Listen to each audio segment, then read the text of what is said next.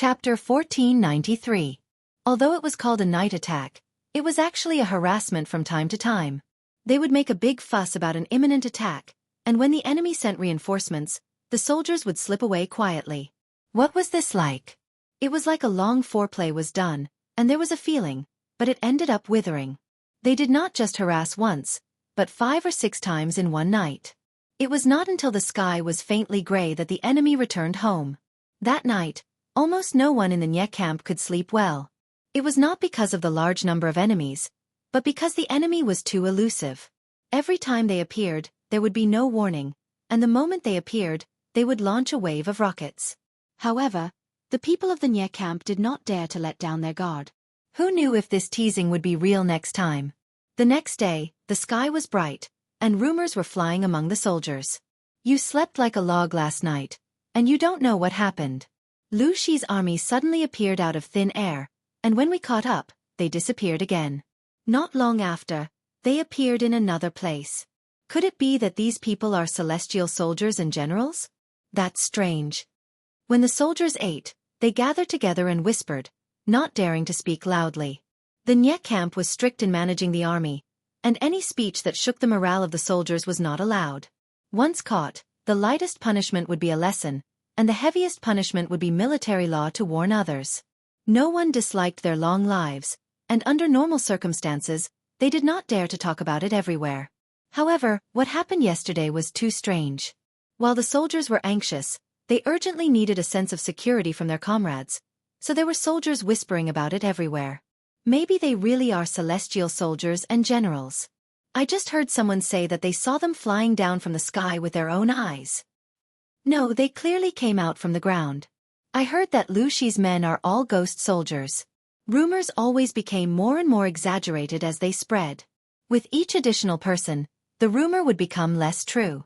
At first, people were still talking about the strange appearance of the enemy last night, but as the rumors spread, it became that the enemy flew down from the sky, drilled out from the ground, and the enemy who attacked at night were all ghost soldiers. What was even more amazing was that there were actually a few people who swore that they saw it with their own eyes.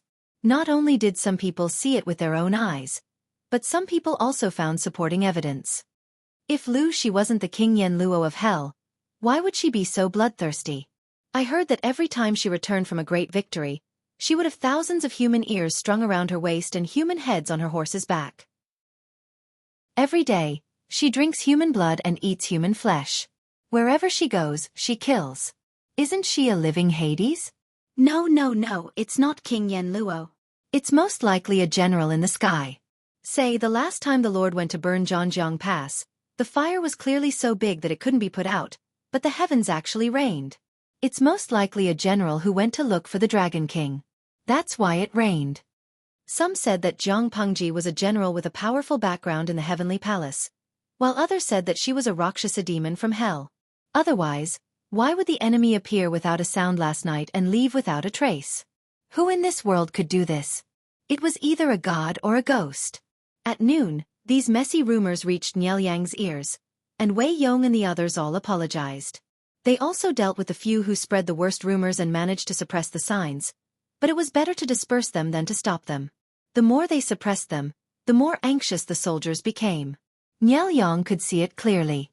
No matter how Zhang Pengji approached them quietly, the enemy's purpose of the night attack was nothing more than to force him to fight. Send someone to pay attention. She will come again tonight. Tell the soldiers not to be careless. The enemy was obviously harassing them and would not give up until they achieved their goal. Wei Yong and the others agreed, but they were a little worried. No matter how the low-level soldiers spread rumors, it indirectly proved one thing: the enemy was indeed elusive. If they did not think of a way to expose the enemy's tricks, the rumors would only become more and more intense, which was extremely disadvantageous to them.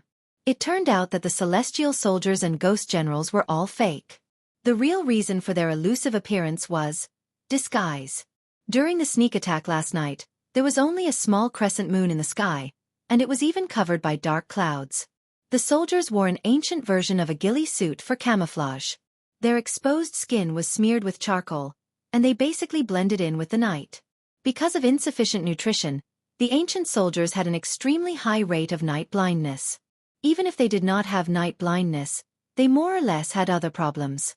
It was difficult for the soldiers standing on the watchtower to discover the small movements in the distance, let alone to warn them in advance. This was the real reason why Jiang Pengji's soldiers were elusive. In the middle of the night, Jiang Pengji sent people to sneak attack again. This time, the number of troops was greater than the previous night. She was eager to let the entire enemy camp know. There was a hot-tempered general in Lianyang's tent, and he directly asked for the order to send troops.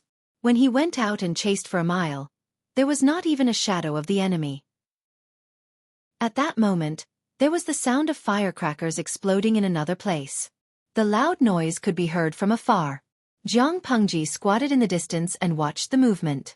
She asked Bai Ning, "General Bai's ancestors ran a firecracker business?" Bai Ning did not feel ashamed. "It's an old skill passed down from my ancestors. Unfortunately, in troubled times, the people can't even feed themselves. How can they have the mood to play with these things?" Because the ancestral business could not continue, Bai Ning could only find another way out. His daughter also had to get married. He had to climb a little higher in order to find a husband of a higher level for her. Jiang Pengji asked, "General Bai, do you have any thoughts?" Bai Ning was dumbfounded. What thoughts could he have? Could it be that the Lord was asking about his employment intentions after retirement? "After the troubled times end, I can't carry a sword anymore. Maybe I'll pick up my old profession." Jiang Pengji smiled and said, "I'm not asking about that. I'm asking, General Bai, you have this skill. Why didn't you think of continuing to study it?" Bai Ning was puzzled. What's the use of studying firecrackers? The people can't afford them. Jiang Pengji was helpless. She guided him and said, "Can a piece of firecracker blow up a clay pot?" Bai Ning nodded affirmatively. "Yes." She asked again, "If 100 pieces of firecrackers are gathered together, won't it be more powerful? Maybe it can even blow up the city gate." Bai Ning was speechless. This was something that would make people happy during the new year. Did his lord only think about killing people and fighting wars? Let's set off firecrackers. That's possible. But the battlefield is chaotic. The enemy's rockets ignite the firecrackers first. Won't they blow up our own people? If 100 pieces of firecrackers were gathered together, the volume would be huge. The target would be too obvious. The feasibility was very low. Jiang Pengji smiled and said, "Then let's change our thinking. If after studying it, the power of a piece of firecracker can match up to 100 pieces, what do you think?" Bai Ning was silent for a while. He felt that his lord was indulging in fantasy. How could the power of a piece of firecracker be compared to 100 pieces? Was it possible to compress hundreds of parts of sulfur, saltpeter, and charcoal into one? More than 200 years ago, firecrackers only burned bamboo. Later, people discovered the magical effects of sulfur, saltpeter, and charcoal. They simply filled these things in a bamboo tube according to a certain proportion and burned them. They were also called firecrackers. Bai Ning's ancestral skill, to put it bluntly, was a proportional formula. If firecrackers were made according to this formula, the explosion would be loud and the production process would be less prone to accidents. My lord's idea is interesting. Chapter 1494. Jiang Pengji could also see that Bai Ning did not take this matter to heart at all. However, this reaction was normal. After all, in Bai Ning's mind, firecrackers were toys that children played with during the new year. If such a toy could really play a role on the battlefield, it would be as ridiculous as someone telling Jiang Pengji that a child's toy gun could destroy a planet with one shot. Besides, firecrackers were so capable. Why hadn't the ancestors discovered it? She smiled and said, "Interesting ideas are the key to innovation. How can you climb higher if you blindly believe in the things of the predecessors?" So what if it was whimsical? Since ancient times, how many epic-making inventions had not been derived from whimsical ideas? Bai Ning secretly shook his head when he heard this. Sometimes he wondered what kind of person the lord he followed was. She had the ambition to pacify the world and end the chaos. She should be a broad-minded leader who cared about the people's livelihood. In this aspect, she did a good job. No, it should be said that she did a good job in every aspect, so much so that people had doubts about her identity. Was she a simple politician, a wise monarch, a brave general, or a whimsical Mahi's child? No matter which identity it was, Bai Ning could not feel a trace of disgust or disgust. Instead, he would be led by the nose by her thoughts. If my lord finds it interesting, you might as well send someone to try it out. I have a pen passed down from my ancestors in my family. Maybe it will come in handy. Bai Ning was not optimistic in his heart, but he would not directly refute her on the surface. Instead, he would go along with her wishes. After all, he was a feudal lord who had power over the world. Naturally, he had the right to whimsical ideas. Whatever she wanted to do, there would always be people who would be willing to sacrifice their lives for her, put it into practice for her, and please her. Jiang Pengji shook her head. It's not necessary at the moment. Let's wait until the world is pacified. Even the most primitive explosives were subversive to the changes in the form of war in this era. Jiang Pengji did not want to create another Shi Zhong, who stole secrets. This kind of weapon should be used only when she had the ability to protect it to prevent it from falling into the hands of other forces. Bai Ning nodded and said no more.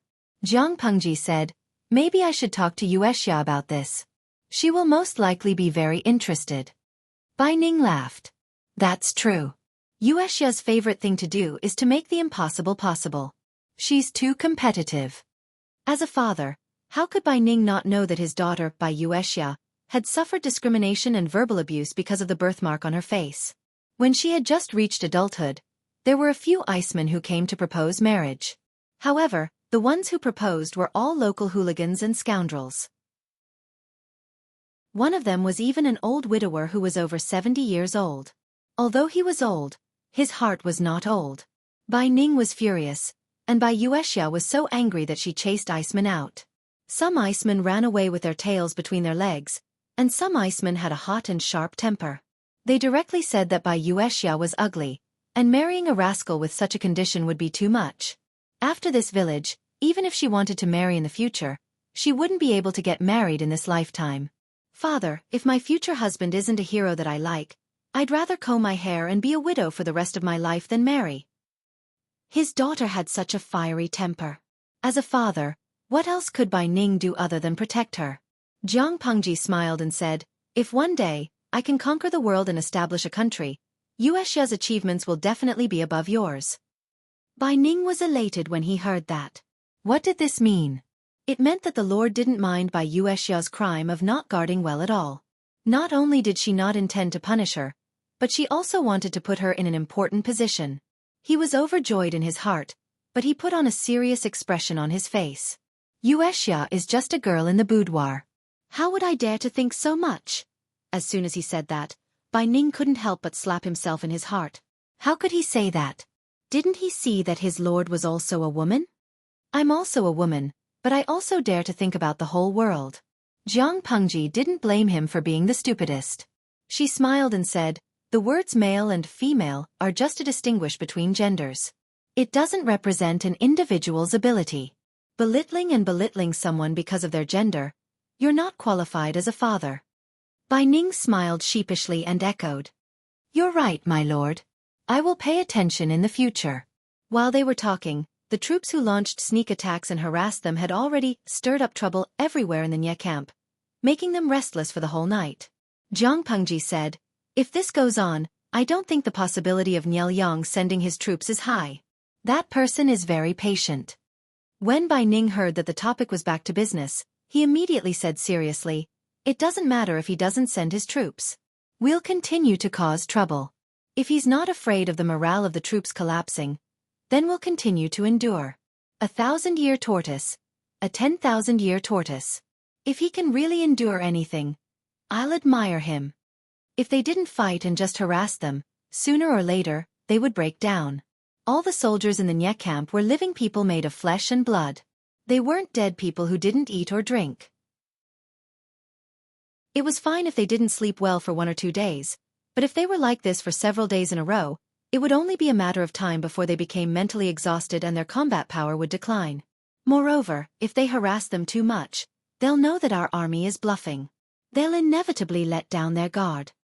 Bai Ning had a good grasp of this. Although he didn't have much experience in leading troops, when he was in his hometown in Nanxing, he was still the head of the local militia. He relied on various tactics to protect the land from foreign enemies. No matter how cautious Niel Yang is and how patient he is, the soldiers under him are just fools. Niel Yang could maintain a high level of vigilance from beginning to end, but the soldiers under him couldn't. There were too many stories about the wolf coming.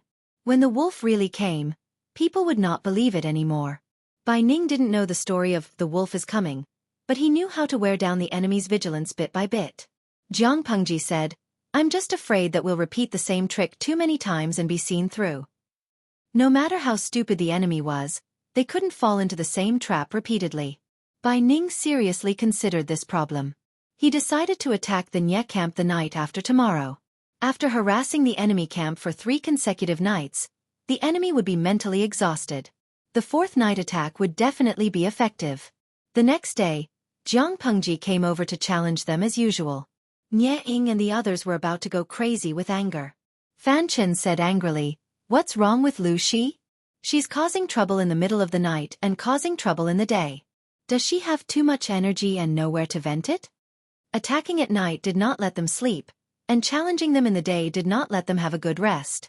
Wei Yong said, "It's obvious that she's forcing us to fight." Fan Chen said, "Let's fight then. Are we afraid of her?" Although Nye Qing was still young, he knew his father's considerations and volunteered to hold the fort. Niel Yang frowned and thought for a while, then said, "If that's the case, then let's send them away." He didn't want to fight not only because of his health, but also because Jiang Pengji was too strange. The consecutive coincidences had shaken the morale of the army. Before finding the perfect opportunity, Niel Yang didn't want to take the risk and let Jiang Pengji take advantage of him. Chapter 1495. Hey, they're finally willing to come out. I thought they secretly escaped. He had challenged them for so many days, but they didn't respond. He thought they would stand him up that day. He didn't expect to be surprised. You don't know. A tortoise's head has been in its shell for a long time. Doesn't it need to come out to look for food? The soldiers around him roared with laughter. Their mocking malice was written all over their faces. The general's voice wasn't soft, but the 2 armies were separated by a long distance. They could only vaguely hear a little movement. Even if they didn't hear it clearly, they knew it wouldn't be pleasant just by looking at how the enemy was laughing. Jiang Pengji yawned while riding on the horse. She said in a bored tone, "Is this another sign of a general duel?" She really didn't understand the etiquette of ancient battles. It was fine if the 2 armies didn't kill the envoys, but there was a general duel. In her opinion, while the Nye army's formation was unstable, she could directly lead her troops to attack. A general duel would give the enemy time to prepare. Of course, a general duel was not very frequent. It was generally limited to the battlefield. According to the current situation of war, there might not be a general duel in 100 or 200 years. Bai Ning volunteered to go. Jiang Pengji waved her hand and gestured for him to go. "I'll hold the line for you." She wasn't bragging, but she had never lost a one-on-one in this world. There's another reward for killing the enemy's general in front of the battle. Bai Ning cupped his hands and accepted the order. He spurred his horse forward. The general from the Nye army was Bai Ning, who was over 40 years old. His hair and beard were already white. He was contemptuous and angry at the same time. Could it be that Jiang Pengji had no capable generals under her command and had only sent an old and weak general? Humph, it's good that Lu Shi is so contemptuous. I'll go meet him. There were many generals in the Nye army. Many of them were from Zhongzhao's military families. They had practiced martial arts since they were young and were very brave. Except for a few experienced veterans, most of them were between 25 and 40 years old. They were in their prime. Is there no one else in Lu Shi's camp? He actually sent such an old man. He's obviously here to die. Who are you? Tell me your name. My blade does not behead a nameless person. The 2 of them were dozens of feet apart, but his voice was like thunder, and every word could be heard clearly. The newcomer was tall and sturdy, with broad shoulders and a narrow waist. His arms were as thick as an ordinary woman's thighs. His muscles were solid, and he stood out from the crowd. His attire was quite stylish, and one could tell at a glance that he was a high-ranking general in Nye Ying's army. A full set of armor made of fine iron. The armor was painted with ferocious and frightening beasts.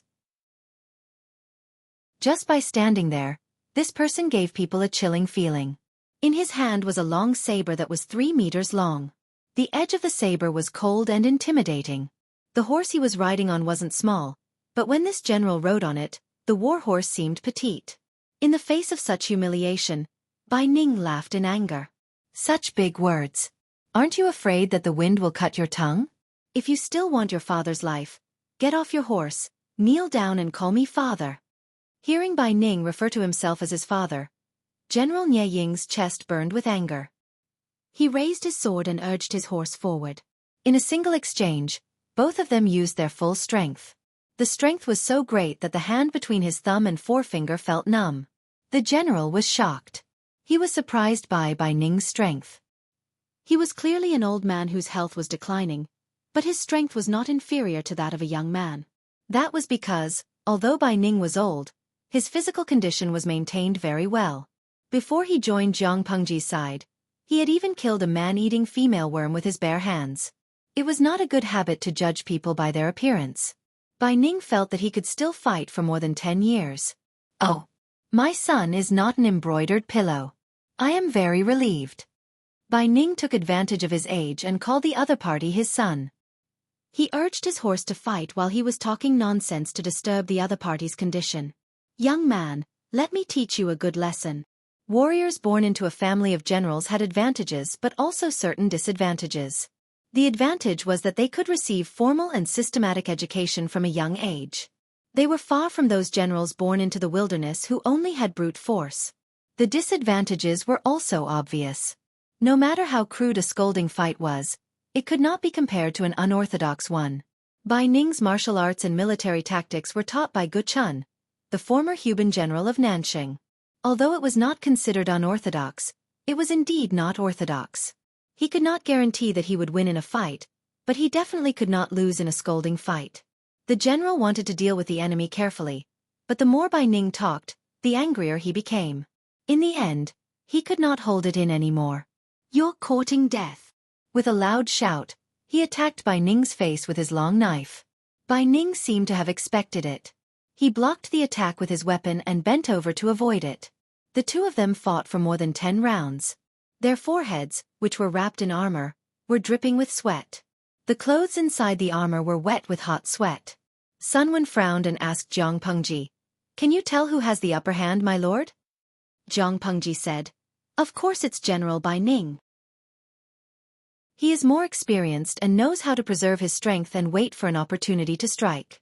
Nie Ying is a good general, but he is young and arrogant. It's inevitable that he will be arrogant. In another 10 rounds, the outcome will be more or less decided." As she spoke, the situation in front of the army was as she expected. General Nie Ying's experience was not as good as Bai Ning's. He was deceived and revealed a flaw. His shoulder was cut. While he was in pain, he made a feint. While Bai Ning was dodging, he urged his horse to rush back to his army. Of course, Bai Ning did not want to lose the military merit that was already in his mouth. He hurriedly urged his horse to catch up. He caught a glimpse of a cold reflection from the corner of his eye.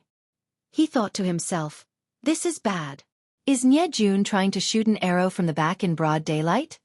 Bai Ning was vigilant as he caught up with his opponent. He raised his knife and cut him in half. The enemy did not even have the chance to scream before he fell off his horse. In the blink of an eye, the arrow was already in front of him. Bai Ning dodged sideways. The arrow pierced through his arm. He immediately rushed back to his camp. At the same time, Nie Qing's face darkened. He did not know whether to reprimand the general who lost his life due to carelessness or to reprimand the young general who shot an arrow from the back. Life and death were not important in a battle between generals. People would only look down on those dirty tricks that could not be seen in the light. It was fine to shoot an arrow from the back, but not only did he not save his own general, he even let the enemy escape successfully. It was even more humiliating. When Qin Gong saw that Bai Ning had returned, his stern face was filled with anger. "Is General Bai all right? What haven't I seen before?" Bai Ning grinned. "It's just an arrow from the back. I suffered some flesh wounds. It's a pity that my head is gone." Killing an enemy general in front of a battle was a great merit. As a trophy, the other party's head was his. Qin Gong did not know whether to laugh or cry. At that moment, he was still concerned about the enemy general's head. General Bai really did not know what to say. Chapter 1496. Bai Ning coughed softly and didn't dare to talk back. He could only listen to his lord's reprimand.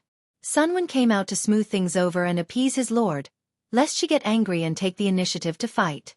Jiang Pengji fought alone in the battle of the northern borderline, which still left an indelible psychological shadow in Sun Wen's heart. At that moment, another general came out from Nie Ying's side. The general who had been cut in half had been picked up by the soldiers to collect his body. Qin Gong volunteered to fight. "Why are you here? Tell that old man to come out and die." Qin Gong was very good-looking. His only flaw was a long scar on the right side of his face. The location of the scar was very close to his right eye. The scar was left by an arrow when Han Yu ambushed him at Sanshan Valley. If the location was a little more off, it would have either pierced through his brain or blinded his right eye. Who would have thought that one day, Han Yu would become a comrade in the same camp as them? "You guys are so shameless. Not only did you sneak an arrow in the dark, but you even said that you want to fight with the injured General Bai." Qin Gong said coldly. A big knife stood in front of him. He said, "If you want to find General Bai, you have to go through me. I'm afraid you won't be able to." As mentioned earlier, most of the generals in Nie Ying's tent came from families of generals.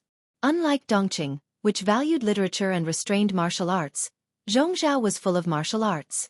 There were many families of generals, and each of them was a big family. The unlucky guy who had been killed by Bai Ning was a cousin of the general in front of him, similar to Xie Zhe and Li Yun. The two had a good relationship in private. He couldn't bear to see his cousin being hunted down and cut in half at the waist. The sound of the war drums resounded in the sky. Qin Gong didn't talk nonsense and went forward to fight. "Good timing. I'll take your head." Jiang Pengji continued to watch the battle and yawned. White snorted in dissatisfaction. Both the human and the horse were very unhappy. Sun Wen saw her like this and took the initiative to start a conversation. He couldn't let his lord continue yawning. Such a lazy and inattentive look would be seen as not taking them seriously in the eyes of the generals who risked their lives for her.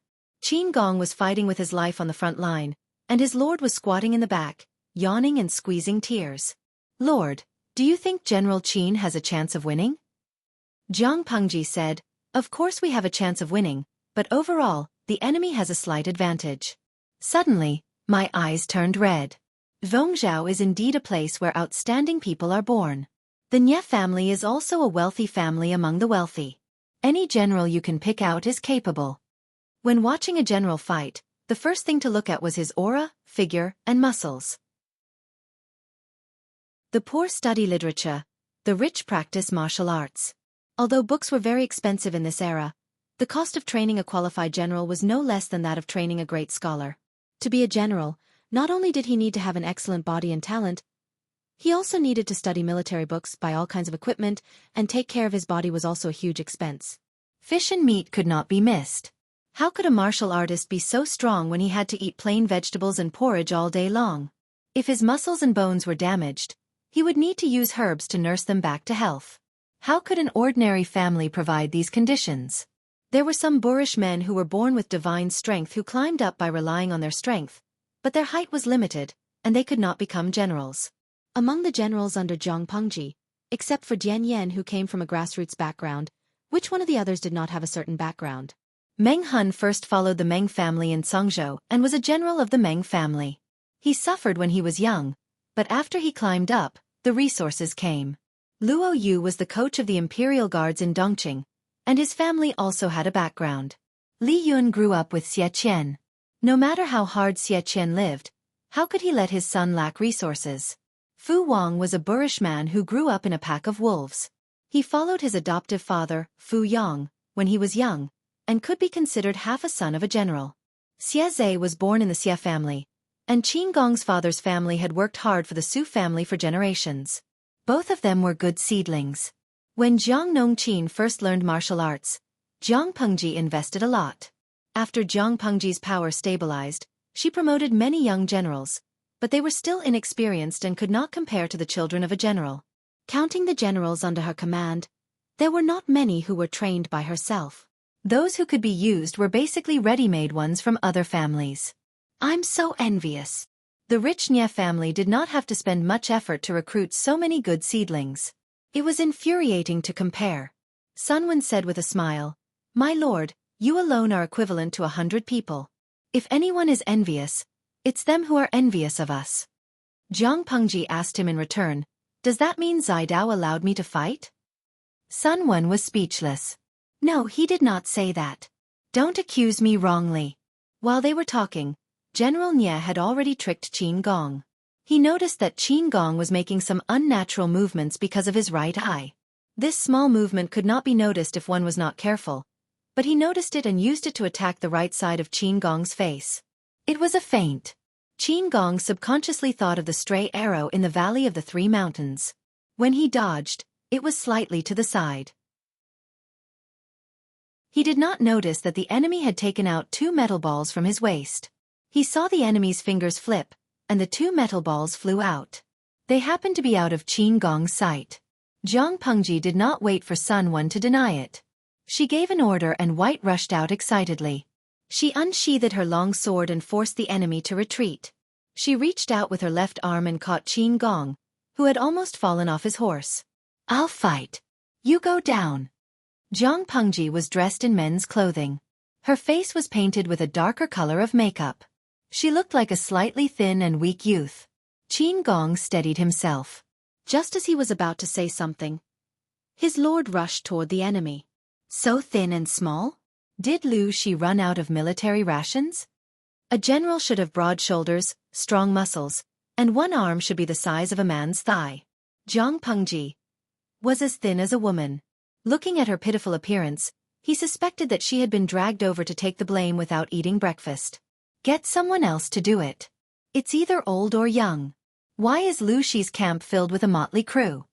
Jiang Pengji's face darkened. Behind her, the 5 million salted fish who were cheering for her felt sympathy for the unknown general. "I know the Nye family is rich, but you said that I'm poor. I'm not willing."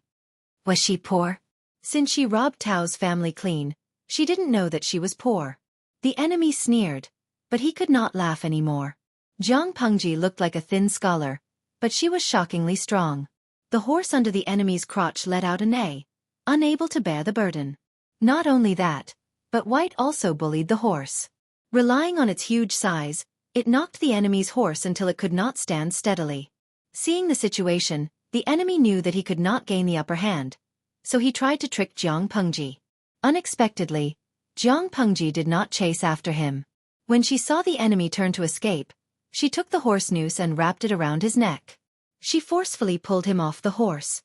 "Do you think I'm stupid? White, trample him to death." Chapter 1497.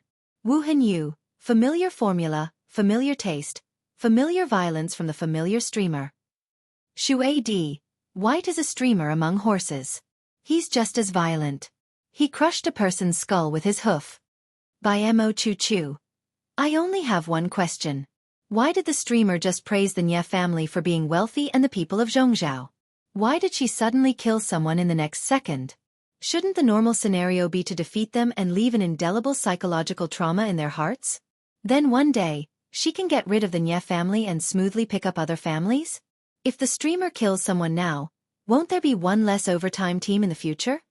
Fu Rong Gugu. You guys don't understand. The Nye family is a legitimate wealthy family. The streamer doesn't feel bad about the death of a few generals. Anyway, there are a series of little white rabbits waiting for her to conquer. If she doesn't kill all those she doesn't like, how will she recruit those she likes in the future? After so many years, the salted fish are used to all kinds of violent and bloody scenes. They can even survive the most disgusting burning of 1,000 corpses. What's the big deal about a pair of hooves crushing someone's skull? What kind of broken limbs and remains haven't been seen in a chaotic battle between 2 armies? Jiang Pengji flicked her wrist and flung the miserable corpse of the enemy general more than 10 feet away. She calmly rode on the back of the horse. You've gone too far. 2 of the Nye army's generals were killed. While their morale plummeted, some people were so angry that they disregarded the obstruction and ran out on horseback. Jiang Pengji laughed. Are you here to die too? Don't. It wasn't easy for your parents to raise a good-for-nothing like you. Look at you. You have a family and a wife and concubines. If you die in my hands, I'll indirectly kill many people. She didn't curse like Bai Ning, but she was very sarcastic. The enemy general was already very angry. At that moment, his veins were bulging. Die! She only heard the other party shout loudly, carrying a pair of heavy-looking double broad axes and rushing towards her. The enemy general looked like a power-type player who specialized in strength. Jiang Pengji knew the enemy's strength was almost double that of the good-for-nothing she had just fought. If this kind of brute force was used by an ordinary person, it would be enough to be regarded as an innate god. Jiang Pengji easily withstood the attack, but White was not used to it. It angrily rammed into the enemy horse that had provoked it. Although White had taken a few maternity leave in the past few years and had become the mother of a few cubs, its temper had not improved at all. Instead, it had become even more violent and vicious. Apart from its owner, Jiang Pengji, even its stableman and husband Little White, who had been taking care of it all year round, would be scolded in the face if it got too close. Yo, your strength is not bad. What a pity. Are your axes made of mud? After Jiang Pengji got her hands on the god-slaying saber, she was no longer interested in other weapons. In her era, the god-slaying saber was a weapon of war at the top of the pyramid. In the current era it was a true divine weapon. The strength of the clash just now was extremely great. Dao's blade had directly caught the other party's axe blades, leaving 2 clear cuts on the other party's axe blades. When the enemy general heard this, he was extremely angry. When he saw the mark on the axe, only fear remained in his heart. You still have the time to be in a daze on the battlefield? If you don't go to the Yellow Springs Road, who will? The corners of Jiang Pengji's mouth curled up. She had a relaxed attitude. She did not care about the battle at all because it was impossible for her to lose. If she lost, she would immediately bring the keyboard over and kneel in front of the old chief to prevent herself from making a fool of herself. At the same time, Nie Qing brought Nie Yang to the front to lecture him. However, due to the battlefield, Nie Qing could not be too harsh with his words. Nie Yang also knew that his arrow was too rash, so he did not dare to defend himself. He knew Nie Qing too well. He was soft-hearted and kind. If he remained silent and let Nie Qing say a few words, he would calm down in no time. Nie Yang was about to daydream when he heard the system's voice. He never knew that the system could be nervous and fearful. It was as if it had met a terrifying natural enemy. It's Lu Shi. Nie Yang's lazy eyes showed some surprise. He asked the system in his heart, Lu Shi? What Lu Shi? The system's next words almost broke Nie Yang's expression. The person fighting on the battlefield is Lu Shi, and the knife in his hand. It can't be wrong. This knife. Nie Yang, no matter what, you have to take that knife. Lu Shi cannot be left alive. Nie Yang secretly glanced at Jiang Pengji, who was playing with him. He could not suppress the shock in his heart. Isn't she a feudal lord? Nie Yang had heard of Jiang Pengji's bravery in battle in Zhongzhou, but he had never taken the rumors to heart. The son of a rich family did not sit under the eaves, the son of a rich family did not ride a horse, the sacred lord did not take advantage of danger to be lucky. If even these initiating children knew, how could a feudal lord not know? If he were to fight on the battlefield, he would either die or be injured. If something happened to him, wouldn't his enemies laugh their heads off? Therefore, Nie Yang always thought that the rumors were spread by Jiang Pengji herself to exaggerate her bravery and achievements. This kind of marketing method could be found everywhere in history. In order to show off their talents, some people would boast about their achievements.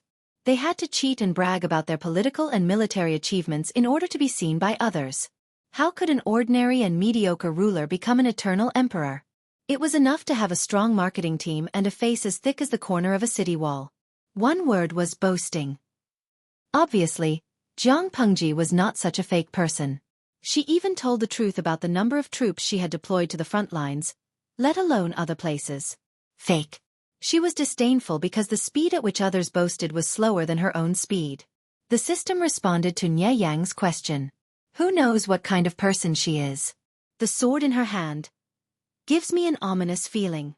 The system had split from the main body a long time ago, so it did not know a lot of information. However, it was well aware of what the god-slaying sword was used for. At that moment, such a sword appeared in the hands of a mortal whom it could not see through. It felt somewhat uneasy. Nie Yang raised his eyebrows. So, this monster was afraid of that sword? He could not help but plot in his heart, But now was not a good time to do so. Brother, there is something. I must say. Nie Yong pretended to be pitiful, and Nie Qing's heart softened. Nie Qing asked him, "What is it?"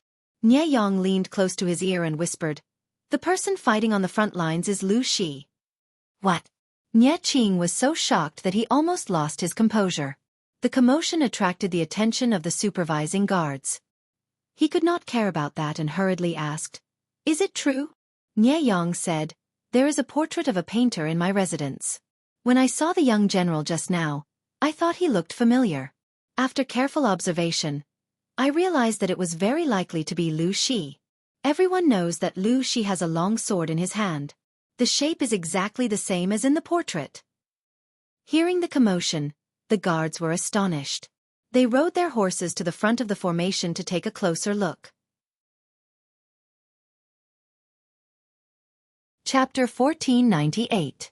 Wei Yong had seen Jiang Pengji before, but that was a few years ago. They had only met briefly a few times. When supervising the battle, Wei Yong's position was some distance away from the front line. He did not realize Jiang Pengji's identity, but Nie Yong did. Since he recognized her, there was no reason to miss the opportunity. Wei Yong gave the general beside him a look. The general understood and immediately rushed out of the battle formation. Jiang Pengji had played enough. She was about to cut off the enemy's head when a gust of wind came from her side.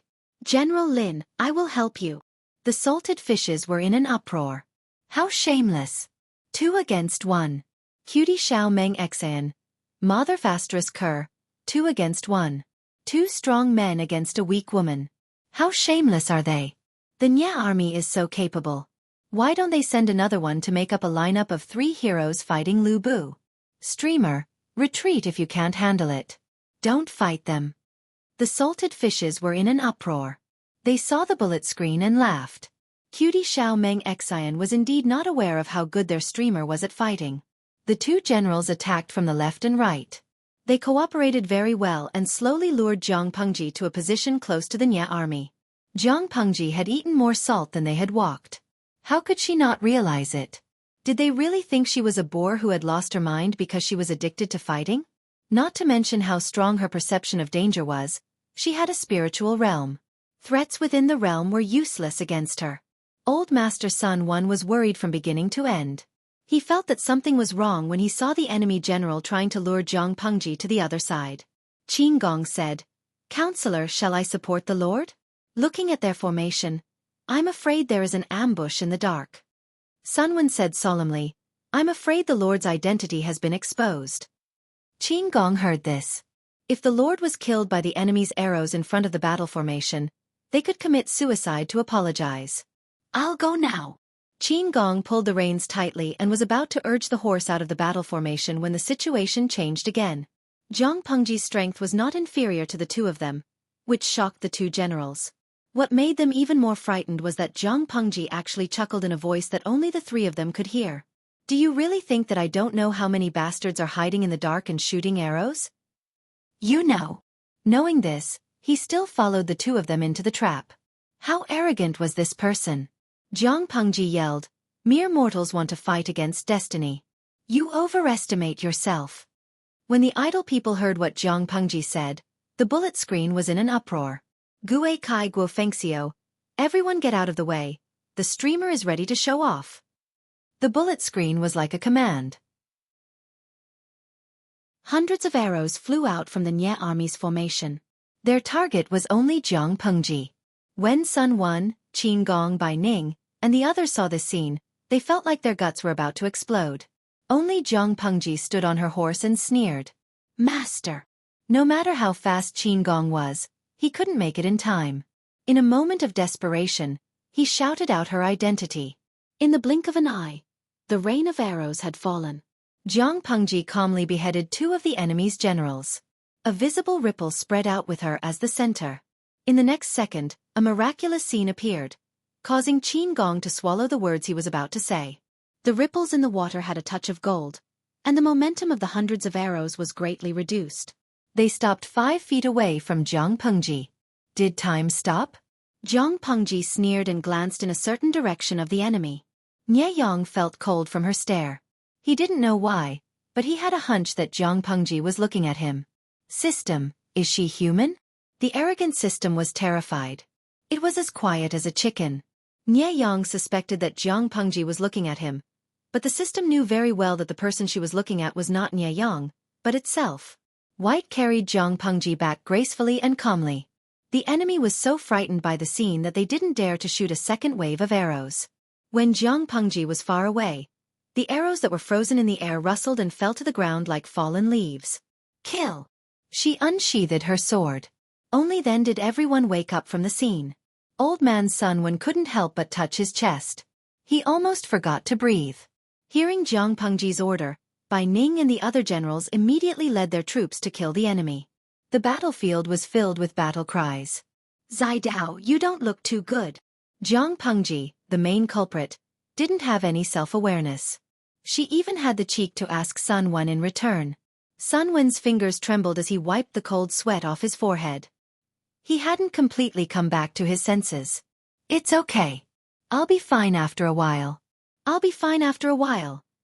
The moment the enemy released the arrows, Sun Wen almost thought that Jiang Pengji would die in front of the formation. He couldn't think of any other reason for the miraculous scene just now, other than the heaven's decree. Sun Wen was so sure, not to mention the enemy's camp. Jiang Pengji calmly returned to her camp under the rain of arrows. The enemy soldiers who witnessed everything lost their will to fight. On the other hand, the soldiers at the rear couldn't see it clearly. Their morale was low, but it wasn't to the point where they had lost their will to fight. Qin Gong and the others led their troops to attack. They didn't encounter any decent resistance. The enemy's line of defense was as fragile as paper. After 2 hours of fierce fighting, the Nie army fled back to the camp with their defeated soldiers. Jiang Pengji's side also sounded the gong to retreat. They returned victorious. My lord, just now. Sun Wen's mind kept replaying the scene where the arrows stopped. The more he thought about it, the more scared he became. Jiang Pengji turned her head in confusion. What just now? Qin Gong, on the other hand, was straightforward. He went straight to the point. The enemy released hundreds of arrows, but my lord was unharmed. Is there really a god protecting you? After Jiang Pengji transmigrated, she rarely used her spiritual power in actual combat. The few times she used it was to investigate the enemy's situation.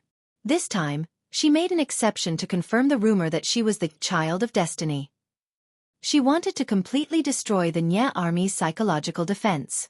She admitted that she was very stingy. She still remembered the fire at Zhanjiang Pass. If she didn't pay them back, they would really think that she was made of mud. God. There's no such thing. This is just my own ability. Jiang Pengji's thoughts raced. She suddenly thought of something. A comprehensive explanation appeared in her mind. She said, when I was young, I had a dream. I dreamed that the scorching sun descended from the west. The land was barren and starving people were everywhere. Just as I was feeling afraid, an old man in white with white hair and a beard walked out from the sunset. He gave me a set of bamboo slips. He told me that the bamboo slips recorded a set of body training techniques that were specially created for women. He also said that women are born weak because they lack 30% yang energy when they are created. They can make up for this deficiency by practicing this technique later in life. When practiced to perfection, they can even release their inner energy to protect themselves. Sun Wen was silent for a long time. He seemed to be thinking about the truth of his lord's words. Jiang Pengji extended her hand to him and smiled. Try it. Sun Wen raised his hand and put it down. Halfway through, he felt that he had hit a barrier and could not move an inch. He didn't believe it. He increased his strength, but it still did not move. Instead, he saw a layer of pale golden ripples. Jiang Pengji said, "Do you believe me now?" The underlying meaning was. Chapter 1499. Sun Wen retracted his hand and wiped the cold sweat off his forehead. The Golden Crow's descent from the east is already against common sense. My lord also dreamed of 1,000 miles of desolation and starving people everywhere. Perhaps it was a sign that chaos was coming. In a desperate situation, a deity came out and gave her a book, which happened to cater to the slim chance of survival. Jiang Pengji listened to Sun Wen cover up her lie with a straight face. She was very satisfied. It was worth it for her to pretend to be pretentious today. However, Bai Ning reacted quickly. He said, "I heard that the training technique practiced by the female troops was also passed down by my lord." "Could it be?" Jiang Pengji smiled and said, "Indeed, I improved it according to the book given by the deity because I found that only I can practice the original version. If ordinary women practice it, not only will there be no benefits, but there will also be the danger of exploding and dying. I made some slight changes, and the effect seems to be not bad." Bai Ning and the others were convinced. It was not only because the person who said this was Jiang Pengji, but also because the soldiers of the female battalion were solid evidence. The size of the female battalion was not considered large, but their physical fitness was indeed similar to that of the young and strong men. Some outstanding ones could even surpass them. In addition, their training technique also had a set of coherent combat techniques. If ordinary men did not practice martial arts, 2 or 3 of them might not be able to take down a female soldier. Bai Ning was surprised. It turned out that they were making up for the 30% of young energy that they were born with. The salted fish listened to Jiang Pengji deceiving them with a straight face and secretly gave her a thumbs up. What was the highest realm of lying?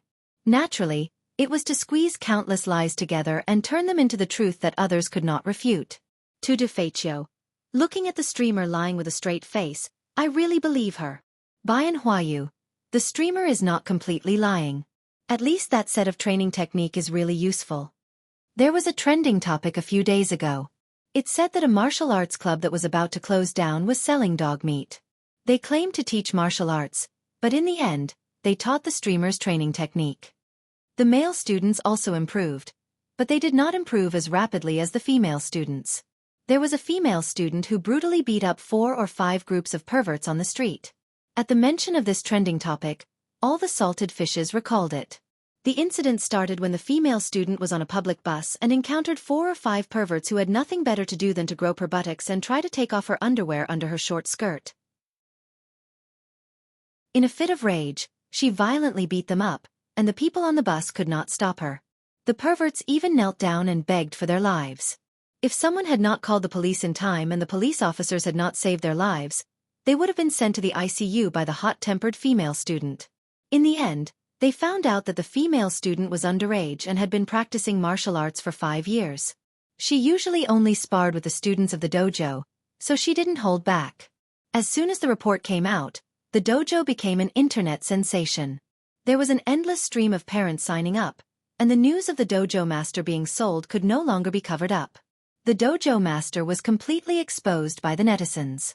Thinking about the trending topic and listening to Jiang Pengji's words, the female salted fish were eager to have a go, while the male salted fish were trembling.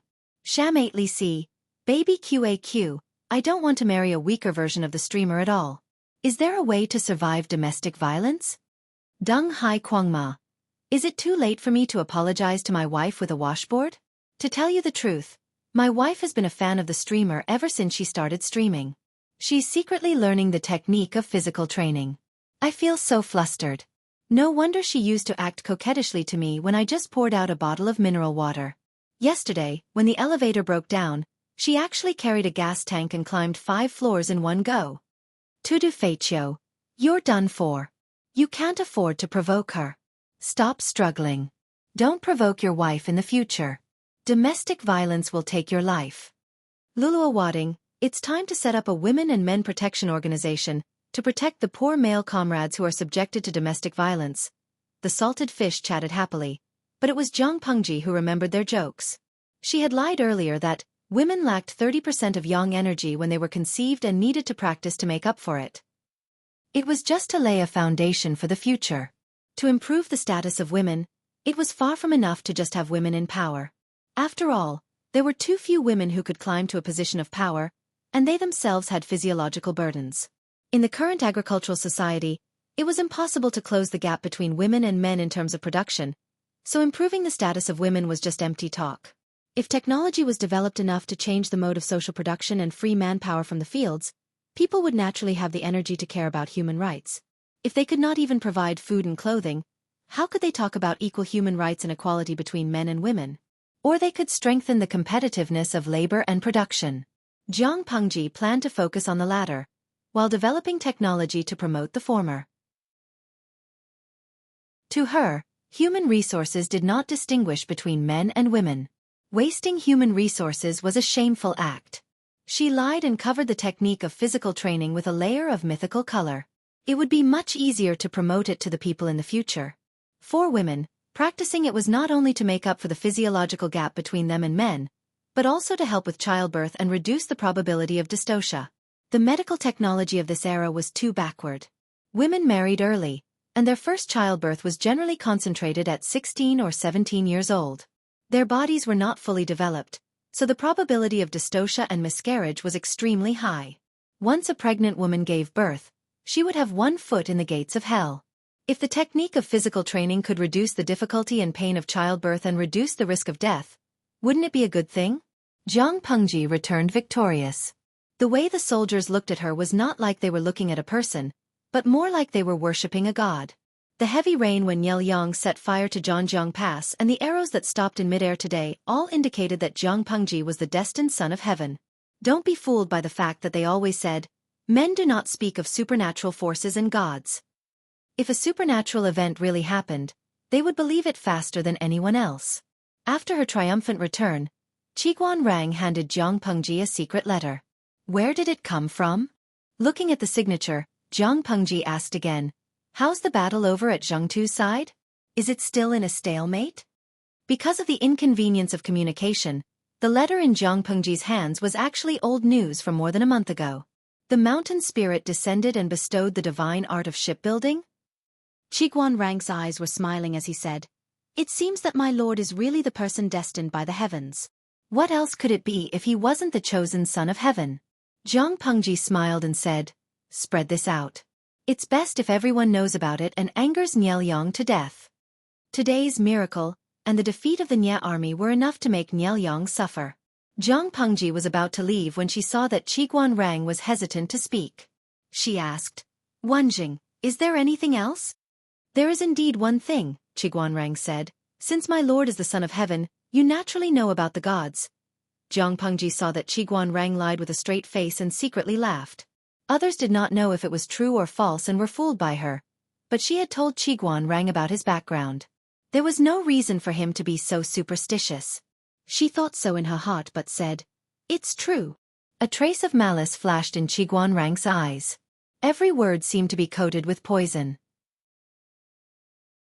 If that's the case, why don't my lord reveal some of the will of heaven and announce to the world that Niel Yang's lifespan is approaching? Jiang Pengji was speechless. Wenjing, you're really showing off more and more. Chapter 1500. Qiguan Rang saw that Jiang Pengji did not speak. He thought that she felt that it was inappropriate and was about to persuade her. Jiang Pengji held back her laughter and said, no, Wenjing, you misunderstood. In fact, I think what you said makes a lot of sense. This is what we should do. When dealing with enemies, one could never be too ruthless. Seeing the two of them putting their arms around each other's shoulders and smiling at each other, the same thought appeared in the minds of the surrounding salted fishes. Tudu Feiqiu. Colluding with each other. That's perfect. Buckle Jiao Jiao Qifan. Let's go, let's go. When this pathetic duo is put together, their evil hearts are so scary. Obsessive-compulsive disorder patient. Every time I see Wenjing and the host doing bad things together, I wonder why the host didn't like Wenjing before? Although C.I. Marin was very good, she always felt that C.I. Marin was much gentler and kinder than Wenjing. It was not compatible with the host's aura. Stockholm. I think you seem to have some misunderstanding about Beauty C.I. She looks gentle and kind. Isn't her heart whiter than Master Wenjing's? You haven't seen it with your own eyes when Beauty C.I. becomes evil. Anyway, I have gracefully offered my knees to you for a year. Besides, when Big Boss Wenjing met the host, he was already engaged. They were purely friends, so it was impossible for them to call each other Black Cat's Night. It's fine as long as the CP fans keep themselves cute. The host and Big Boss Wenjing seem to have a lot of CP fans. Just entertain yourselves. Don't involve real people. After all, the relationship between the host and Big Boss Wenjing was pure friendship. It was disgusting to forcefully interpret it as love. Even though he was a salted fish, he didn't have a lot of pure KY love brains. He knew his limits. Of course, Most of the hardcore fans who liked KY were young. How could their hand speed and internet speed compare to old salted fish who had been single for a long time? How could they imagine the price of a house in a live broadcast room? Always wicked people want to harm Zhen. Speaking of which, if it weren't for Simiai's sacrifice, the streamer would really be single for the rest of her life. The salted fish didn't believe in pure friendship between men and women until they met Jiang Pengji. As a very outstanding woman, there were many men around her, but only the lame Wei Ci took a fancy to her. The others were either single or married with children. Salted fish, who had nothing better to do, had even carefully researched this topic, making it a hot topic. In the end, an excellent answer was liked and pushed to the top. Egami sauce. First, no one will fall in love with a boss who squeezes them dry all day long. Secondly, this only proved that they were all straight men. Being in a relationship with a streamer is like coming out of the closet. You guys are touching Tan 90's breasts and talking. Does she look like a girl? The salted fishes chattered incessantly. Jiang Pengji laughed at herself. Wen Zheng, don't you think we're in cahoots? Qiguan Rang glanced at her from the corner of his eyes. His gaze was clear as day. Who would insult themselves like that? This is called like-minded, Qiguan Rang retorted with a straight face. Jiang Pengji was speechless. The little princess was right. If they were like-minded, then so be it. She had no objections. Jiang Pengji decided to reward the three armies after the great victory in the day. They celebrated for the whole night, and the bonfire burned throughout the night. In contrast, the atmosphere in Ying was not as relaxed. The entire army was enveloped in a suffocating and oppressive atmosphere. Bad news came one after another, and the morale of the army was completely shaken. 3 valiant generals had died in the battle. Hundreds of arrows stopped in mid-air. Lu Shi was unscathed. The morale of the army had collapsed. The number of casualties and captives reached 40,000. Niel Yang was also shocked to the point of vomiting blood. Perhaps he had gotten used to it, but he did not faint this time. However, his appearance made everyone worried. To put it in a depressing way, their lord Niel Yang looked like he was about to die. Get up. This isn't your fault. Blame the enemy for being difficult to deal with. Niel Yang did not blame his son, Nie Qing. Even if he was the one fighting, the situation would probably be the same. According to the scene described by the crowd, their enemy had the support of a deity. Hundreds of arrows could turn a person into a hedgehog. However, all the arrows strangely stopped in mid-air 5 feet in front of Jiang Pengji. Circles and circles of pale golden ripples were like a heavy shield, blocking all the harm outside. The arrows could not advance an inch. The 3 armies could only watch as she rode away calmly. A strategist sighed. Has anyone seen such a scene since ancient times? Throughout history, when had such a scene appeared? No, perhaps there had been. Niel Yang could not help but think of Beichen from hundreds of years ago. Beichen was the dynasty before the chaos of the 16 kingdoms. This dynasty had unified the Central Plains for 367 years. For many scholars, Beichen was the Orthodox dynasty. This could be seen from Chengjing. Huang Song's ancestor was a descendant of the royal concubine of the Xia dynasty. The royal family of the Xia dynasty was also a descendant of the royal family of Beichen. With this identity, Huang Song could be assisted by Chengjing. Although Huang Song did not know that he had such a powerful background, Chengjing knew. Speaking of Beichen, it was also a dynasty full of legends. The founder of Beichen was born in a small family of farmers. When he was born, a golden dragon was born. Coincidentally, the world was in chaos. His father and brothers died of exhaustion in the Battle of Chunka. Coincidentally, the founder of Beichen led his troops to revolt. At that time, there was a powerful feudal lord who was about to conquer the world. The world thought that this overconfident peasant boy would kneel. Who knew that a few days before the decisive battle, there would be a sudden rainstorm. The dam collapsed and countless lives were drowned on both sides. The enemy's feudal lords suffered because they had set up camp on low ground. Their rations and supplies were all wet and moldy. This was not the worst. On the eve of the decisive battle, there were tens of millions of meteors, long or short, big or small. They accurately hit the camp, causing countless deaths and injuries. It was a godlike operation. Because of this, the royal family of Bachin became known as the descendants of the gods. It lasted for 367 years. There were several coincidental miracles that extended the life of the royal family of Bachin every time. In the last years of Bachin, the royal family courted disaster again. They caused chaos in the world and the people were plunged into misery and suffering. They could not bear it anymore. There was no need to bear it anymore. Various forces revolted and the royal family of Bachin was destroyed. However, the feudal lords who destroyed the royal family of Bachin died miserably. Their entire families, young and old, men and women, did not have a good ending. The common people said that the royal family of Bachin was indeed the descendants of the gods. The world should be theirs. Which of the feudal lords who stole their world had a good ending? In the end, the 16 countries were in chaos for so many years.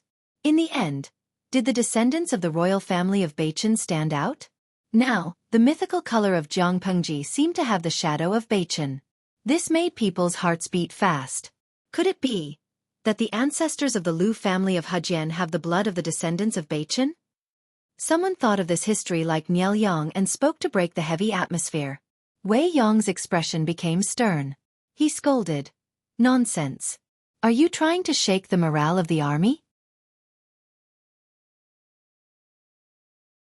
Chapter 1501. Wei Yong sneered. If the Bachin imperial family was so blessed by the heavens, how could they have died without a burial? When Bachin had been destroyed, the imperial tombs of a dozen emperors had been dug up and smashed by the angry people.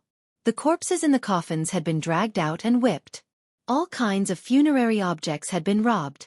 Other than Huang Song's branch that had escaped, none of the other descendants of the Bachin imperial family had a good ending. Was this divine favor? The talk of gods and ghosts was just something those stupid people had made up to scare him. Wei Yong tried to convince himself. He also tried to use these words to convince others. Niel Yang was silent for a long time. He smiled disdainfully and said coldly, "No matter what kind of Yao art Lu she used to put on this show, she has achieved her goal." The Nye army had almost lost their will to fight. The soldiers only knew to turn and flee. People squeezed and stepped on each other. It was a mess without order. This resulted in only a few of the enemy's casualties. They had lost 40,000. 40,000 casualties and almost no resistance at all. They were like lambs waiting to be slaughtered. The enemy only had to repeat the action of swinging their swords. Thinking of this, Niel Yang's already pale face became even more deathly still. Report. At this time, the messenger's voice broke the silence in the tent. Wei Yong did not dare to let Niel Yang read the battle report directly in case it was bad news and anger Niel Yang. "Read it and then tell me." Niel Yang understood his gaze and gave a weak smile. Rather than saying he trusted Wei Yong, it was more to comfort him. Because of his broken body, Wei Ling was already frightened by the mere twang of a bow. Wei Yong took the secret report and read it closely. Everyone secretly looked at his expression and guessed if it was good news or bad news. Seeing Wei Yong's brow furrowed and his knuckles white from the force, they knew it was bad news. It was definitely bad news. Niel Yang sighed and reached out to indicate for Wei Yong to give him the secret report. Whether it was good news or bad news, he had to know. "Master." Wei Yong resisted for the first time and overstepped his bounds. "This news." He stopped speaking. Niel Yang did not force him and said, "If you won't let me see it, then you will relay it." "Is there worse news?"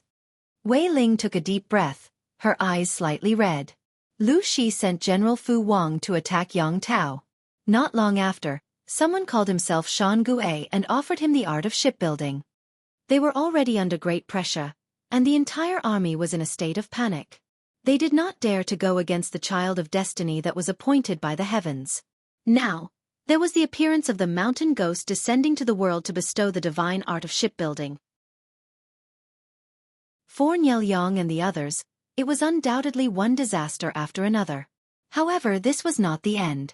Niel Yang tightened his grip on the mat, trying to suppress the rising pain in his chest. The veins on his forehead bulged. After a while, everyone noticed that his eyes were wide open, as if his eyeballs were about to pop out of their frames. It was extremely frightening. What else?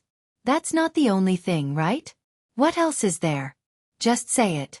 Don't tell me that I'll be angered to death by her. Niel Yang knew his best friend very well. If it was just such a piece of bad news, why would his eyes turn red? Lord. Wei Ling's lips moved for a while, as if hesitating whether to say it or not. In the end he still said it. He almost choked with sobs as he said, "The secret report said. God entered your dreams and told Lu Shi. Told Lu Shi that Lord's lifespan is not enough to be calculated and is not a concern. A person's lifespan was 12 years in an era, and 100 days in an era." Niel Yang's eyes widened like a goldfish that was suffocating. His chest rose and fell rapidly, and he vomited a mouthful of red and black blood. Everyone was so frightened that they did not dare to make a sound.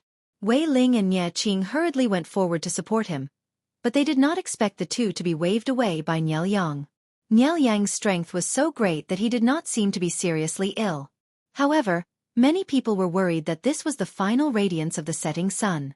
Waving the two away, Niel Yang suddenly raised his head and laughed. He raised his hand to the top of the tent and scolded in a hoarse voice. "What damned heavens! If fate has decided, it will take away my lifespan now. Man can conquer nature. So what if it's Lu Shi? So what if it's her?" Niel Yang stood up shakily. There was a faint hint of insanity between his brows, which made people's hair stand on end. Wei Ling looked at his good friend, and his heart ached uncontrollably. He still remembered the scene when he first met his good friend. He was incomparably elegant. He wore a black scholar's robe with a thin coat over it. He wore a lacquered gauze crown on his head. His slightly thin lips carried an amiable smile, but there was a faint sense of alienation. He was the standard son of an aristocratic family. Now, how did he become this haggard and demeanor of insanity? As he pondered, he heard Nye Qing's loud shout. It sounded like a cuckoo crying blood. His heart tightened when he heard it. Lifting his head, Wei Ling saw Nye Qing rush forward like an arrow and raise his hand to catch Niel Yang, who had fallen backward with a deathly still face. Wei Ling opened his eyes without blinking. The noises around him gradually faded away. The voices of Lord seemed to be a vague voice from another world. Nye Qing cried out for his father, and a group of colleagues knelt on the ground and cried blood. What happened? How could it be? Wei Ling's knees gave way and he collapsed to the ground. The night passed. The scouts that Zhang Pengji sent out discovered that the Nye camp was draped in white mourning. Everyone looked mournful and hurriedly sent the news back. Zhang Pengji was having breakfast. Her breakfast that day was a total of 15 meat buns mixed with minced meat. Each bun was the size of a strong man's fist. An ordinary man would be almost full after eating 3 buns. Zhang Pengji ate 15 in a row and drank 3 bowls of seaweed soup with shrimp skin. Zhang Pengji burped inelegantly and patted her flat stomach. She picked up a handkerchief and wiped her mouth. "Tell me, what's the latest news?" Zhang Pengji hated military intelligence before and after eating.